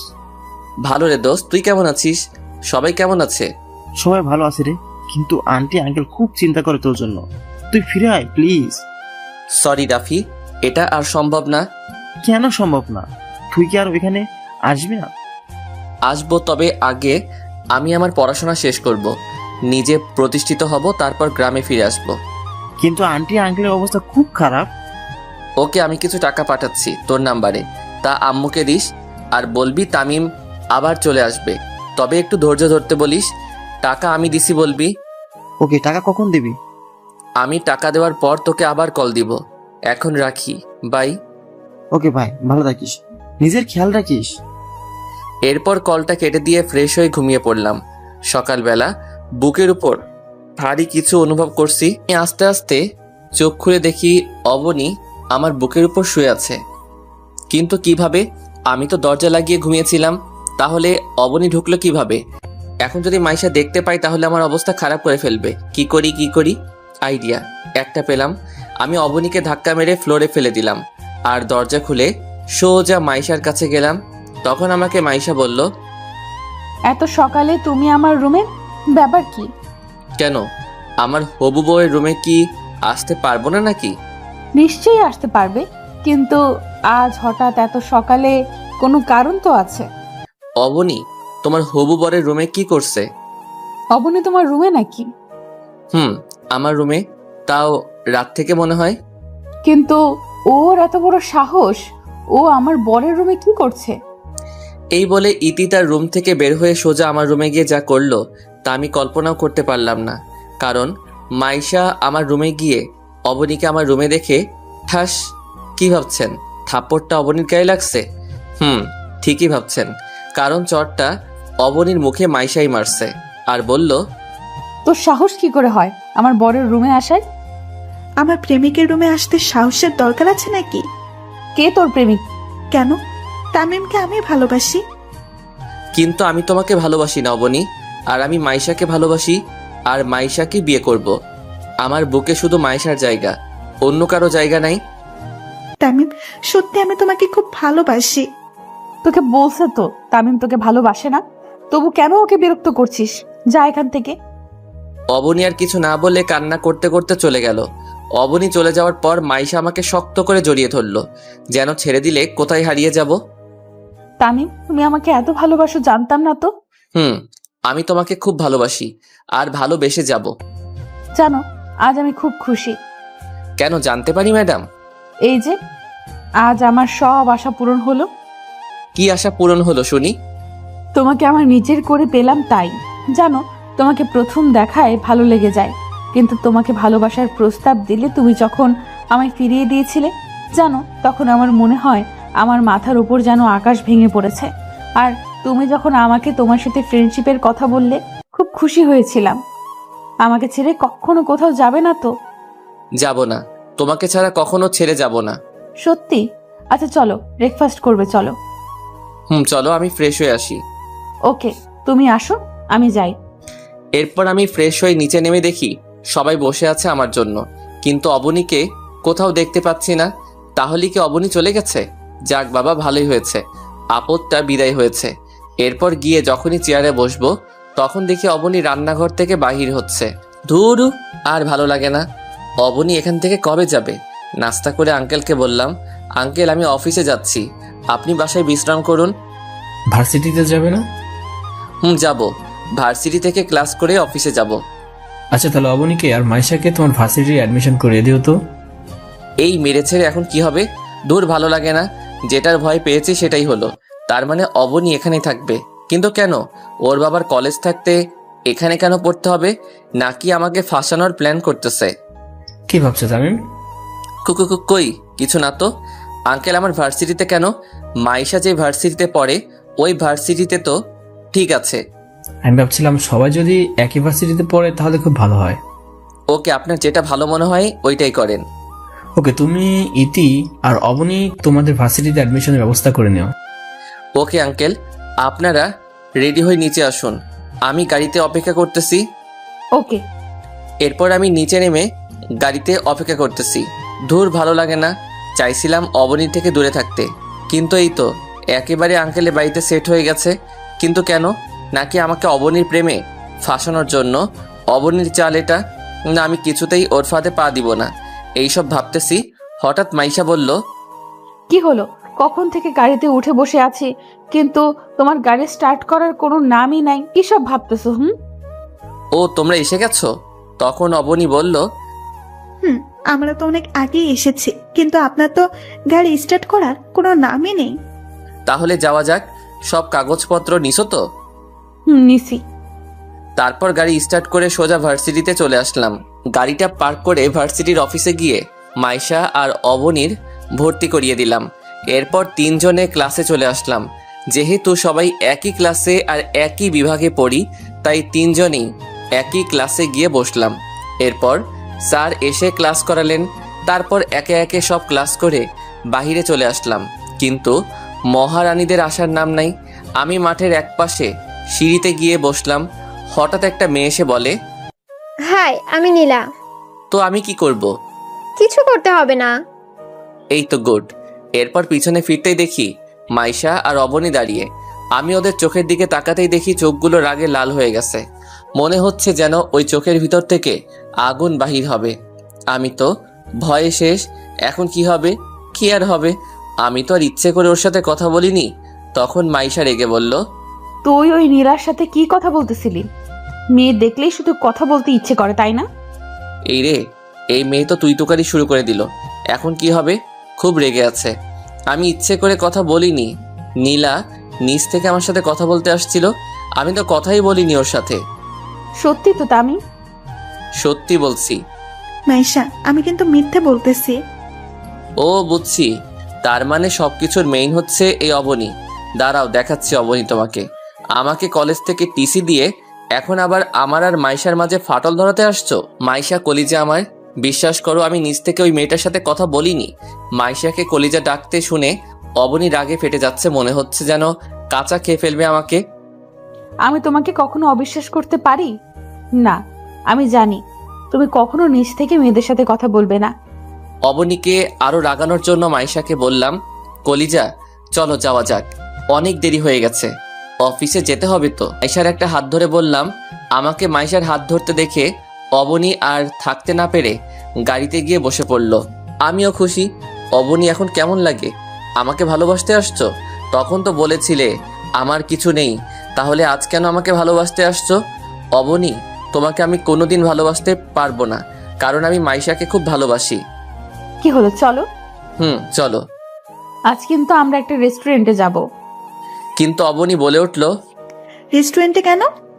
আজ দুপুরের খাবার রেস্টুরেন্টেই খাবো। আমি যাব না। কেন যাবি না? আমার রেস্টুরেন্টের খাবার ভালো লাগে না। তামিম, তুমি গাড়ি স্টার্ট দাও আর একটা রেস্টুরেন্টের সামনে গাড়িটা থামাবা। ওকে মহারানী। এরপর গাড়ি ড্রাইভ করে সোজা একটা রেস্টুরেন্টের সামনে গাড়িটা পার্কিং করলাম। তারপর তিনজনে রেস্টুরেন্টে ঢুকলাম আর একটা ভিআইপি কেবিনে বসলাম। আমি আর মাইশা পাশাপাশি বসলাম, আর অপর পাশে বসে আছে অবনী। এরপর ওয়েটার আসলে খাবার অর্ডার করা হয়। এরপর ওয়েটার আসার আগ পর্যন্ত একটু প্রেম করে নেই। তারপর আমি মাইশার কাঁধে মাথা রাখলে মাইশা বলল, এই কি করছো? দেখো অবনীর সামনে বসে আছে। আমার তো এতক্ষণ অবনীর কথাই মনেই ছিল না। সরি কলিজা। একটু পর ওয়েটার খাবার নিয়ে চলে আসলো। এরপর আমি খাবার বাসনে নিয়ে আঙুল দিয়ে খেলা করতেছি। মাইশা আমার এই অবস্থা দেখে বলল, কি হলো, তুমি খাচ্ছ না কেন? তোমার হাতে খেতে ইচ্ছে করছে। দেখছো না সামনে অবনী বসে আছে, পরে আমার হাতে খেতে পারবে? আচ্ছা ঠিক আছে, রাতে কিন্তু তোমার হাতে ছাড়া আমি খাবার খাবো না। আচ্ছা ওকে, এখন খেয়ে নাও। আমার আর মাইশার চুপি চুপি কথা বলতে দেখে অবনী বলল, কিরে তোরা খাবার না খেয়ে চুপি চুপি কি বলতেছিস? কিছু না তো। কিছু না। না, কিছু একটা তো চলছে। বাদ দে সব, এখন খাবারটা খেয়ে নে। এরপর খাওয়া শেষ করে বিল মিটিয়ে ইতি আর অবনীকে বাড়ি ড্রপ করে দিয়ে সোজা অফিসে চলে আসলাম। এরপর সোজা এসে কেবিনে বসলাম। 2টা ফাইল দেখা শেষ হলে, ওকে তুমি যাও আমি আসতেছি। এরপর আমার কেবিন থেকে বের হয়ে সোজা আঙ্কেলের কেবিনে গেলাম। আঙ্কেলের কেবিনে ঢুকে সালাম দিলাম, আসসালামু আলাইকুম আঙ্কেল। ওয়ালাইকুম সালাম, তুমি চেয়ারে বসো। Okay uncle. তাই আজকে তোমাকে রাতে অফিসে থাকতে হবে। ওকে, সমস্যা নাই। আচ্ছা সন্ধ্যা একটা প্রজেক্ট আছে, আর ওই প্রজেক্টটা যদি আমরা পাই তাহলে আমাদের কোম্পানির 70% লাভ হবে। ওকে, প্রজেক্টটা আমরাই জিতবো, আপনি কোনো চিন্তা করিয়েন না। তুমি যতটা সহজ ভাবছো ততটা সহজ নয় প্রজেক্ট, আমরা পাবো। অনেক কঠিন একটা প্রজেক্ট। আঙ্কেল আপনি একদম চিন্তা করবেন না, আর প্রজেক্টের কাগজগুলো আমায় দেন। এই নাও। আঙ্কেল আমি তাহলে প্রজেক্টের ব্যাপারে সব কিছুর প্রস্তুতি নিতে হবে, তাই আমি আমার কেবিনে গেলাম। কোনো সমস্যা হলে বলবেন। ওকে যাও। এরপর আঙ্কেলের কেবিন থেকে বের হয়ে সোজা আমার কেবিনে চলে আসলাম। প্রজেক্টের ব্যাপারে সব কিছু প্রস্তুতি নিয়ে নিলাম। এখন শুধু প্রজেক্টটা ক্লায়েন্টের সামনে উপস্থাপন করা। দেখতে দেখতে 8টা বেজে গেল। তারপর আমি আর আঙ্কেল কনফারেন্স রুমে চলে গেলাম। এরপর সব ক্লায়েন্ট চলে আসলো। এরপর একটা ক্লায়েন্ট বলল, জি দামি প্রজেক্ট দেখাও। জি আঙ্কেল। এরপর আমি প্রজেক্টর অন করে পুরো প্রজেক্টটা দেখাতে লাগলাম। এরপর প্রজেক্টটা শেষ হলে সবাই হাততালি দিল। মিস্টার চৌধুরী, আমি আপনার প্রজেক্টটা কিনতে চাই। আমিও আপনার প্রজেক্টটা কিনতে চাই। Okay deal done. Okay deal final, এই নিন। আমার পক্ষ থেকেও ডিল ফাইনাল, এই নিন। 50% আগে পরিশোধ করে দিলাম, বাকিটা প্রজেক্ট হাতে আসার পর। ওকে মিস্টার রায়হান, প্রজেক্টটা আগামী 3 দিনের মধ্যে পেয়ে যাবেন। ওকে, এখন আসি মিস্টার চৌধুরী। এরপর আরো কয়েকটা কোম্পানিতে আমাদের প্রজেক্টর কিনে নিল। সবাই আঙ্কেল আর আমার সাথে হাত মিলিয়ে চলে গেল। সবকিছু তোমার জন্য সম্ভব হয়েছে, কনগ্রাচুলেশন তামিম। এটা আমার কর্তব্য আঙ্কেল। এই প্রজেক্টের জন্য আমরা 80 কোটি টাকা পেয়েছি, আরও 120 কোটি টাকা পাবো যদি কোম্পানি আমরা প্রজেক্টটা দিতে পারি। তাতে আমরা আমাদের কোম্পানি আরেকটা শাখা করতে পারবো। আঙ্কেল আপনি কোনো চিন্তা করবেন না, প্রজেক্টটা সব কোম্পানিকে আমরা দিতে পারবো। তুমি এখন বাসায় যাও। না আঙ্কেল, আপনি বাসায় যান। আজ থেকে আপনার কোম্পানি আমি সামলাবো। সত্যি তুমি সামলাবে? তাহলে খুব ভালো। আঙ্কেল, আজ থেকে আমি সামলাবো। আপনি বাসায় যান, আমি একটু পর বাসায় যাব। ওকে আমি যাই তাহলে, তুমি সাবধানে এসো। আঙ্কেল আপনিও সাবধানে যাবেন। এরপর আঙ্কেল চলে গেল। পিয়ন ডাক দিয়ে কফি আনতে বললাম, কারণ রাত প্রচুর হয়েছে, যার কারণে আমার একটু একটু ঘুম আসতেছে। কিন্তু আমার ঘুমালে চলবে না, কারণ 3 দিনের মধ্যে প্রজেক্টের 8টা কপি তৈরি করতে হবে। আমাদের কাছে মাত্র 2টা কপি আছে। যেইভাবেই হোক আজকের মধ্যে আরো 2টা কপি রেডি করতে হবে। কিন্তু এত কম সময় 2টা কপি কিভাবে তৈরি করব? কি যে করি, কিভাবে যে কপি তৈরি করি? যেইভাবেই হোক কপিগুলো রেডি করতেই হবে। হঠাৎ মোবাইলটা যেন কেঁপে উঠলো। রাত 12টা বাজে, কিন্তু এত রাতে কে কল দিবে? মোবাইলটা হাতে নিয়ে দেখি মাইশা কল দিয়েছে। আমি কলটা রিসিভ করতেই ওপাশ থেকে, তামিম তুমি কোথায়? এত রাত পর্যন্ত অফিসে কিসের এত কাজ, যার জন্য বাসায় আসতে পারতেছো না? এই তো একটু পর চলে আসতেছি মাইশা জানো। ওকে দেরি করো না, কিন্তু আমি তোমার জন্য এখনো না খেয়ে বসে আছি। কি তুমি এখনো খাও নাই? তোমার জন্য অপেক্ষা করতেছি, তুমি আসলে তোমার হাতে খাবো বলে। আজকে পারবো না, তুমি এখন খেয়ে লক্ষ্মী মেয়ের মতো ঘুমিয়ে পড়ো। কিন্তু কোনো কিন্তু নয়, তুমি খেয়ে ঘুমিয়ে পড়বে ব্যাস। ওকে তুমি তাড়াতাড়ি চলে এসো কিন্তু। ওকে। ফোনটা কেটে দিয়ে আবার প্রজেক্টে হাত লাগালাম, কিন্তু কিছুতেই পারতেছি না। কি করি এখন, কি করি? এরপর কম্পিউটারে হাত দিয়ে প্রজেক্টটা আস্তে আস্তে আবারও রেডি করতে লাগলাম, কিন্তু একবারে হলো না। তাই 3-4 বার ট্রাই করার পর হয়ে গেল। তারপর 2টা কপি করে বাসায় চলে আসলাম। এইভাবে কেটে গেল কয়েকটা দিন। কাল 3ই আগস্ট, আর আমার আর মাইশার এঙ্গেজমেন্ট। তাই এঙ্গেজমেন্টের জন্য অনেক কিছুর আয়োজন করছে, তাই আর অফিসেও যাওয়া হলো না। তাই আমি আমার রুমে বসে আছি। এমন সময় অবনী আমার রুমে আসলো। আমি অবনীকে দেখে বললাম, তুমি এখানে কি করছো? কেন আসতে পারি না নাকি? না, তুমি আমার রুমে আসতে পারো না। তামিম, একটা কথা বলবে আমায়? কি কথা বলেন? তো ভালোবাসো? কি বলতে চাইছেন আপনি? আমি বলতে চাইছি যে আমি তোমাকে খুব ভালোবাসি, তাই আমি চাই তুমি মাইশের সাথে এঙ্গেজমেন্ট করবে না। সরি, আপনি কে বলার? আমি কার সাথে এঙ্গেজমেন্ট করব না করব এটা সম্পূর্ণ আমার ব্যক্তিগত ব্যাপার। সত্যি তুমি মাইশাকে বিয়ে করবে? অবশ্যই করব, তাতে সন্দেহের কি আছে? ও আচ্ছা, বিরক্তি করছে মনে হয় তোমাকে এসব কথা বলে। তুমি যতই কাঁদো না কেন অবনী, তোমাকে আমি কোনো দিন ভালোবাসিনি, ভালোবাসবো না, কারণ তুমি আমার অনেক ক্ষতি করছো, যার ক্ষতিপূরণ চাইলেও তুমি দিতে পারবে না অবনী। তাই তুমি আমার কাছ থেকে অবহেলা ছাড়া আর কিছু আশা করতে পারবে না। আপনি এখন এখান থেকে যাননি? যাচ্ছি। অবনী চলে গেল আর আমিও ঘুমিয়ে গেলাম। সকালবেলা দরজার টোকার আওয়াজ, ঘুমটা ভেঙে গেল। ধুর, ভালো লাগে না। কোন হারামজাদা আমার কাঁচা ঘুমটা ভাঙলো রে? এই কে রে? আমি। ও তুমি? তারপর দরজাটা খুলে দিলাম। মাইশা ভিতরে ঢুকে বলল, তাড়াতাড়ি উঠো। এত সকাল সকাল কেন উঠবো? এত সকাল মানে? এখন কয়টা বাজে খেয়াল আছে? হবে 7টা 8টা। না মহারাজ, এখন 10টা বাজে। একটু পর আমাদের এঙ্গেজমেন্ট শুরু হবে। যাও তাড়াতাড়ি ফ্রেশ হয়ে আসো। ওকে, তুমি যাও, আমি আসতেছি। তাড়াতাড়ি উঠে গোসল করে বাহিরে এসে একটা নীল কালারের পাঞ্জাবি আর পায়জামা পরে নিচে নেমে আসলে আঙ্কেল বলল, তাই তুমি রেডি তো? আঙ্কেল। তাহলে এদিকে আসো, আর এই আন্টিটা মাইশাকে পাঠিয়ে দাও। ওকে আঙ্কেল, দেন। তারপর আঙ্কেলের হাত থেকে আংটিটা নিয়ে মাইশার ডান হাতের আঙ্গুলে পরিয়ে দিলাম। মাইশাও আমার হাতে আংটি পরিয়ে দিলে অনুষ্ঠানে থাকা সবাই খুশিতে হাততালি দেয়। কিন্তু সবাই হাসি খুশি হলেও একটা মানুষের খুব মন খারাপ, আর সে আর কেউ নয়, সে হলো অবনী। তার মুখ দেখে বোঝা যাচ্ছে অবনী এই বিয়েটা সহ্য করতেই পারছে না। কিন্তু কেন? আমি তো অবনীকে ভালোবাসি না, আর একতরফা কখনো ভালোবাসা হয় না। এইসব ভাবতেছি, হঠাৎ স্পিকারের শব্দে ধ্যান ভাঙল। তখন আঙ্কেল বলল, লেডিস অ্যান্ড জেন্টলম্যান, আগামী 1 ডিসেম্বর তামিম আর মাইশার বিয়ে। আশা করি যারা আজকেও এসেছেন তারা সবাই বিয়ের দিন আসবেন আর তাদের এই জুটিটাকে আশীর্বাদ করবেন। এত তাড়াতাড়ি আঙ্কেল বিয়ে ঠিক করে ফেলবে আমি তো ভাবতেই পারিনি। আমি আর নিচে না থেকে সোজা ছাদে চলে আসলাম আর ভাবতে লাগলাম, কি থেকে কি হয়ে গেল। আজকে আমার এঙ্গেজমেন্ট, অথচ আমার বাবা মা আমার এঙ্গেজমেন্টে উপস্থিত নাই। পুরা কপালে আর কি কি যে সহ্য করতে হবে তা নিজেও জানি না। মা বাবা, জানি না তোমরা কেমন আছো, হয়তো আমাকে নিয়ে চিন্তা করছো। চিন্তা করো না মা, আর কয়েকটা দিন অপেক্ষা করো, তোমার ছেলে আবার তোমার কোলে ফিরে আসবে মা। এইসব ভাবতেছি আর কান্না করতেছি। হঠাৎ করে কে যেন কাঁধে হাত রাখলো। আমি পিছনে ফিরতেই দেখি অবনী। আমি চোখের পানি মুছে অবনীকে বললাম, আপনি এখানে কেন? আগে বলো তুমি কাঁদছো কেন? আমার কান্না ছাড়া আর কি বা করার আছে? আমার জীবনটাকে যে আপনি তছনছ করে দিছেন। আপনার জন্য আমার কলেজ ছাড়া হতে হলো মা বাবা ছাড়া। জানেন, মা বাবার কথা মনে পড়লেও মা বাবার সাথে দেখাও করতে পারছি না, শুধুমাত্র আপনার জন্য। কি দোষ করেছিলাম আমি? কি দোষ ছিল আমার? বলেন না ম্যাডাম। অবনী নিশ্চুপ। কি হলো, চুপ কেন? জানি আপনার কাছে এইসব প্রশ্নের উত্তর নাই। কেন জানেন? আপনি ভালোবাসার নামে ছেলেটার দুর্বলতার সুযোগ নিয়ে ছেলেটাকে নিয়ে শুধু খেলা করতে পারেন, এছাড়া আর কিছুই তো পারেন না।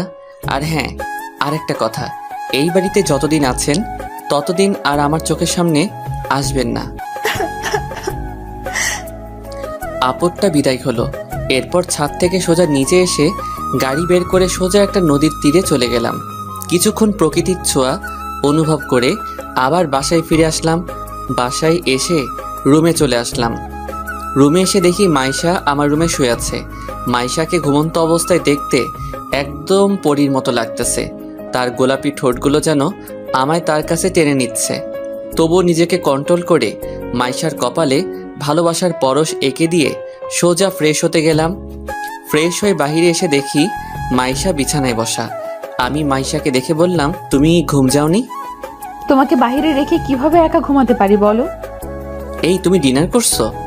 না। কেন? তোমার হাতে খাবো বলে এখনো না খেয়ে বসে আছি। আচ্ছা যাও, খাবার নিয়ে আসো, আমারও খুব খিদে পেয়েছে। আচ্ছা যাচ্ছি। মাইশা, আঙ্কেল কি ঘুমিয়ে গেছে নাকি? অনেকক্ষণ হয়েছে। আচ্ছা তুমি গিয়ে খাবার নিয়ে এসো। এরপর মাইশা রুম থেকে বাইরে চলে গেল। তারপর কিছুক্ষণ পর একটা প্লেটে কিছু খাবার নিয়ে ফিরে আসলো।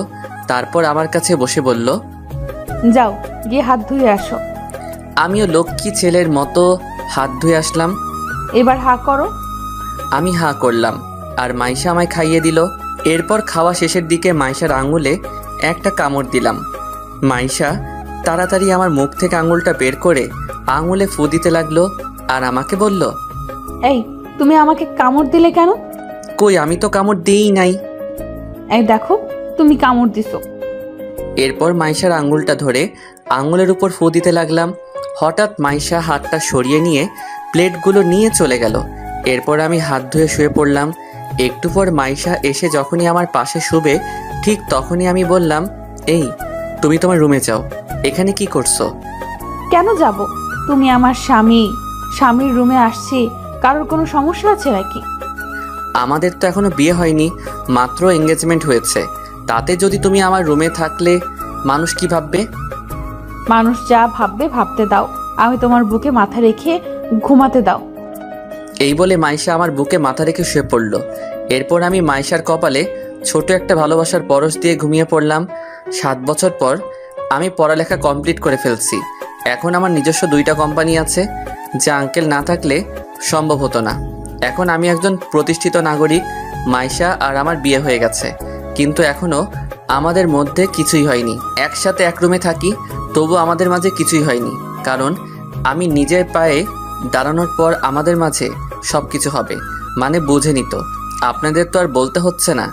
আজ 10 বছর পূর্ণ হয়ে গেল, মা বাবার থেকে দূরে আছি। এই ছিল ফ্ল্যাশব্যাক। চলুন এইবার বর্তমান থেকে ঘুরে আসি। আমি আর মাইশা গাড়িতে বসে আছি আর আমি গাড়ি ড্রাইভিং করছি। মাইশা আমার কাঁধে মাথা রেখে ঘুমিয়ে পড়ল। এরপর রাত 10টার দিকে বাড়িতে পৌঁছে গেলাম। তখনও দেখি মাইশা ঘুমিয়ে আছে, তাই মাইশাকে ডাকলাম, ইতি, এই ইতি, উঠো। এই ঘুমাতে দাও না, ডাকতেছো কেন? আমরা বাড়িতে পৌঁছে গেছি। ও, আগে বলবে না? তাড়াতাড়ি উঠো। এরপর গাড়ি থেকে নেমে বাড়ির দরজায় টোকা দিলাম, কিন্তু দরজা কেউ খুলল না। কিছুক্ষণ টোকা দেওয়ার পর মা দরজা খুলল। মা আমাকে দেখে আমায় জড়িয়ে ধরে কান্না করে দিল। আমিও আর কান্না ধরে রাখতে পারলাম না। তারপর মা বলতে লাগলো, তুই এতদিন কই ছিলি?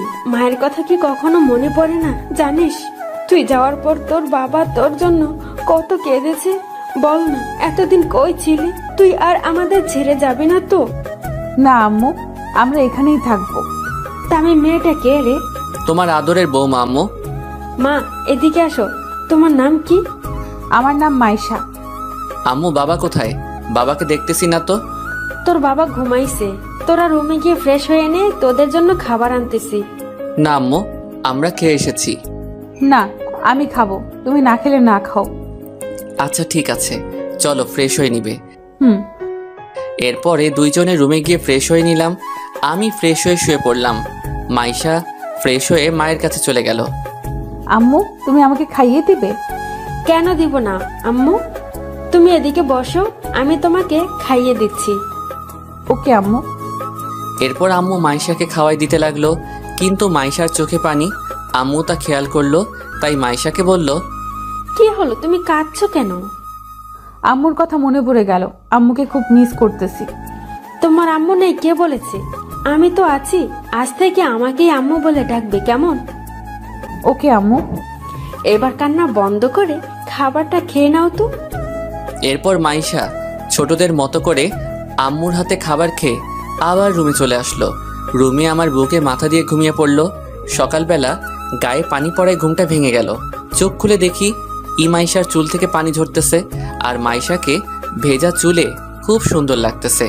আমি আর নিজেকে কন্ট্রোল করতে না পেরে মাইশাকে পিছন থেকে জড়িয়ে ধরলাম। এই কি করছো? ছাড়ো আমায়। কেন ছাড়বো? কেন? এখন কেউ এসে পড়লে সমস্যা হবে। কেন? আমি আমার বউকে আদর করব, এতে কার কি সমস্যা? তা মহারাজ, আজ এত রোমান্টিক মুডে কেন? তুমি এত সুন্দর কেন বলো তো? মন চায় সব সময় তোমাকে আদর করতে। আচ্ছা যাও, গিয়ে ফ্রেশ হয়ে আসো, আম্মু আমাদের জন্য অপেক্ষা করতেছে। কে তুমি? যাও, আমি আসতেছি। ওকে। এরপর ফ্রেশ হয়ে বাহিরে আসলাম।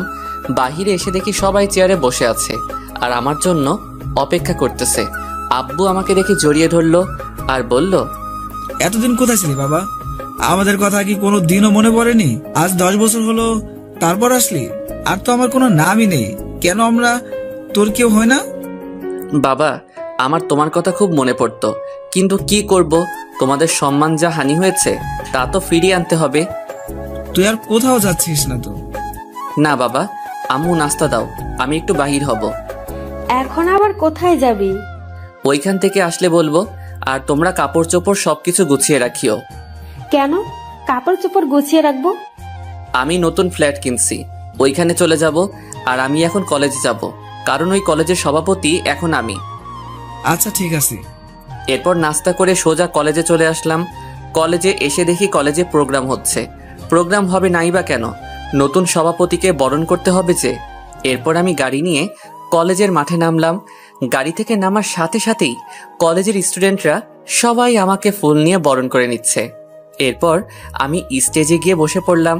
এরপর প্রিন্সিপাল মাইকে অ্যানাউন্স করলেন, মাই ডিয়ার স্টুডেন্ট, আজকে আমাদের কলেজের নতুন সভাপতি তোমাদের সম্মুখে কিছু বলবেন। আমি সভাপতি মহোদয়কে অনুরোধ করব উনি যেন তার মূল্যবান বক্তব্য পেশ করেন। প্রিন্সিপালের অ্যানাউন্স শুনে সবাই হাততালি দিল। এরপর আমি স্টেজে গিয়ে মাইকে গিয়ে আমার বক্তব্য শুরু করলাম। আসসালামু আলাইকুম, সবাই কেমন আছেন? আমি এই কলেজেরও স্টুডেন্ট ছিলাম, কিন্তু এই কলেজে আমার স্থান হয়নি। শুধুমাত্র মিথ্যা অপবাদে আমাকে এই কলেজ থেকে টিসি দিয়েছিলেন। তখন সভাপতি ছিলেন মিস্টার চৌধুরী। সেদিন আমি ওনাকে চ্যালেঞ্জ করছিলাম, একদিন ওনার কলেজের সভাপতি আমি হব। আমি আমার চ্যালেঞ্জ রেখেছি।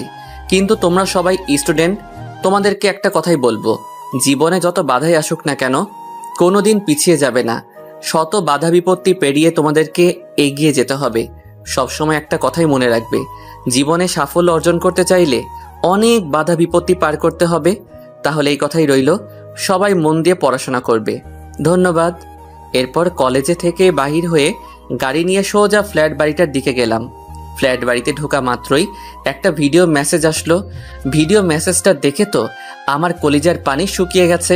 ভিডিওটাতে দেখানো হচ্ছে মাইশাকে কারা যেন কিডন্যাপ করে একটা বাগান বাড়িতে বেঁধে রেখেছে। আর ভিডিওতে বলছে আমার সব কোম্পানি এবং আমার 700 কোটি টাকা তার নামে করে দিতে হবে। কিন্তু কে হতে পারে? কে আমার শত্রু হতে পারে? কে কে কে কে কে হতে পারে? মাইশাকে কিডন্যাপ করেছে, সে যেই হোক না কেন, যে আমার প্রাণকে কিডন্যাপ করছে তাকে তো আমি ছাড়বো না। সে যেই হোক না কেন, তাকে আমি প্রাণে মেরে ফেলবো।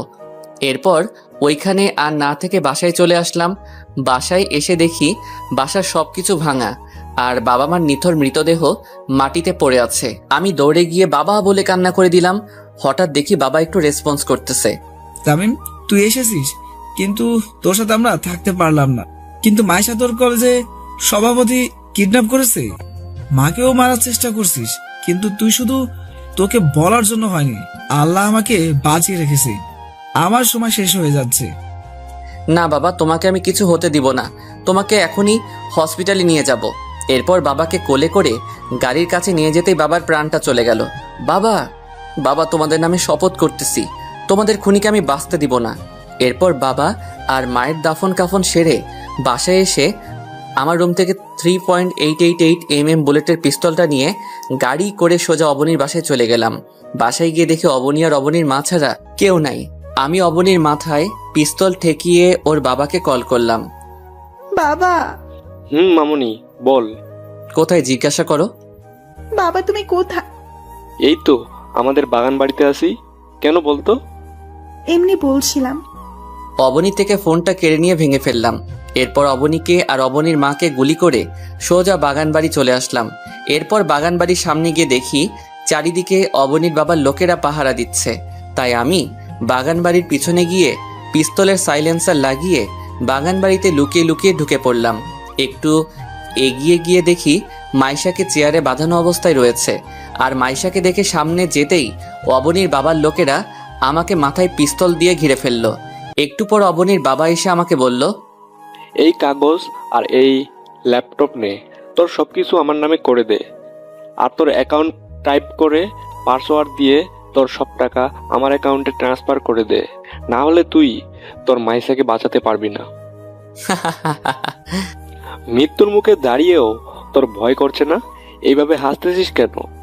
অস্ত্র দিয়ে লড়তে পারবি, কিন্তু অস্ত্র ছাড়া লড়ার সাহস তোর নাই। বয়েস, সবাই অস্ত্র ফেলে দাও, এইবার খুশি তো? আমি তোদের সবাইকে 5 মিনিট সময় দিচ্ছি। 5 মিনিটের মধ্যে যদি তোরা সবাই মিলে আমাকে মারতে না পারিস, তাহলে আমি তোদের মেরে ফেলবো। Let's start the fight. এরপর সবাই মিলে আমাকে মারতে লাগলো। আমার পুরো শরীর রক্তাক্ত হয়ে গেছে। এরপর আমি কিছুক্ষণ মরার অভিনয় করলাম। আমাকে এমন হতে দেখে অবনীর বাবার লোকেরা বলল, বস, হি ইজ ফিনিশ। এরপর আমি লাফ দিয়ে উঠে দাঁড়ালাম আর বললাম, time is finish, let's my times start now. বয়েস, কিল হিম। এরপর অবনীর বাবার লোকেরা আমাকে মারতে আসলে আমি আমার পা দিয়ে লোকটির গলায় একটা লাথি মারলাম। সাথে সাথে মাটিতে লুটিয়ে পড়ল। এরপর একে একে সবাইকে মেরে শুইয়ে দিয়ে অবনীর বাবার কাছে গিয়ে মাথায় পিস্তল থেকে বললাম, mister Chowdhury, you are finished. Tamim, না, তুমি এটা করতে পারো না। আমার মেয়ে আর আমার বউয়ের কি হবে? আমি ওদেরকে উপরে পাঠিয়ে দিয়েছি যাতে তোর একলা মনে না হয়। এরপর আমি যখনই গুলির স্ট্যাগারটা দাবাতে যাব, ঠিক তখনই মাইশা এসে আমার হাত উপরে তুলে দিল, যার কারণে গুলিটা উপরে হাওয়ায় লাগলো। তামিম, তুমি কাকে খুন করতে যাচ্ছ? উনি আমার চাচা হয়। আমি জানি, কিন্তু তোমার চাচা আমার বাবা মাকে মেরে ফেলেছে আর তোমাকেও কিডন্যাপ করেছে। আম্মু আব্বুকে মেরে ফেলেছে। এখন আমি মা কাকে ডাকবো? শেষ করে দাও। এরপর মাইশা আমার কাছ থেকে পিস্তলটা নিয়ে অবনীর বাবাকে শুট করে দেয়। অবনীর বাবার সাথে সাথে মাটিতে লুটে পড়ে। ইতি এসে সোজা আমায় জড়িয়ে ধরলো।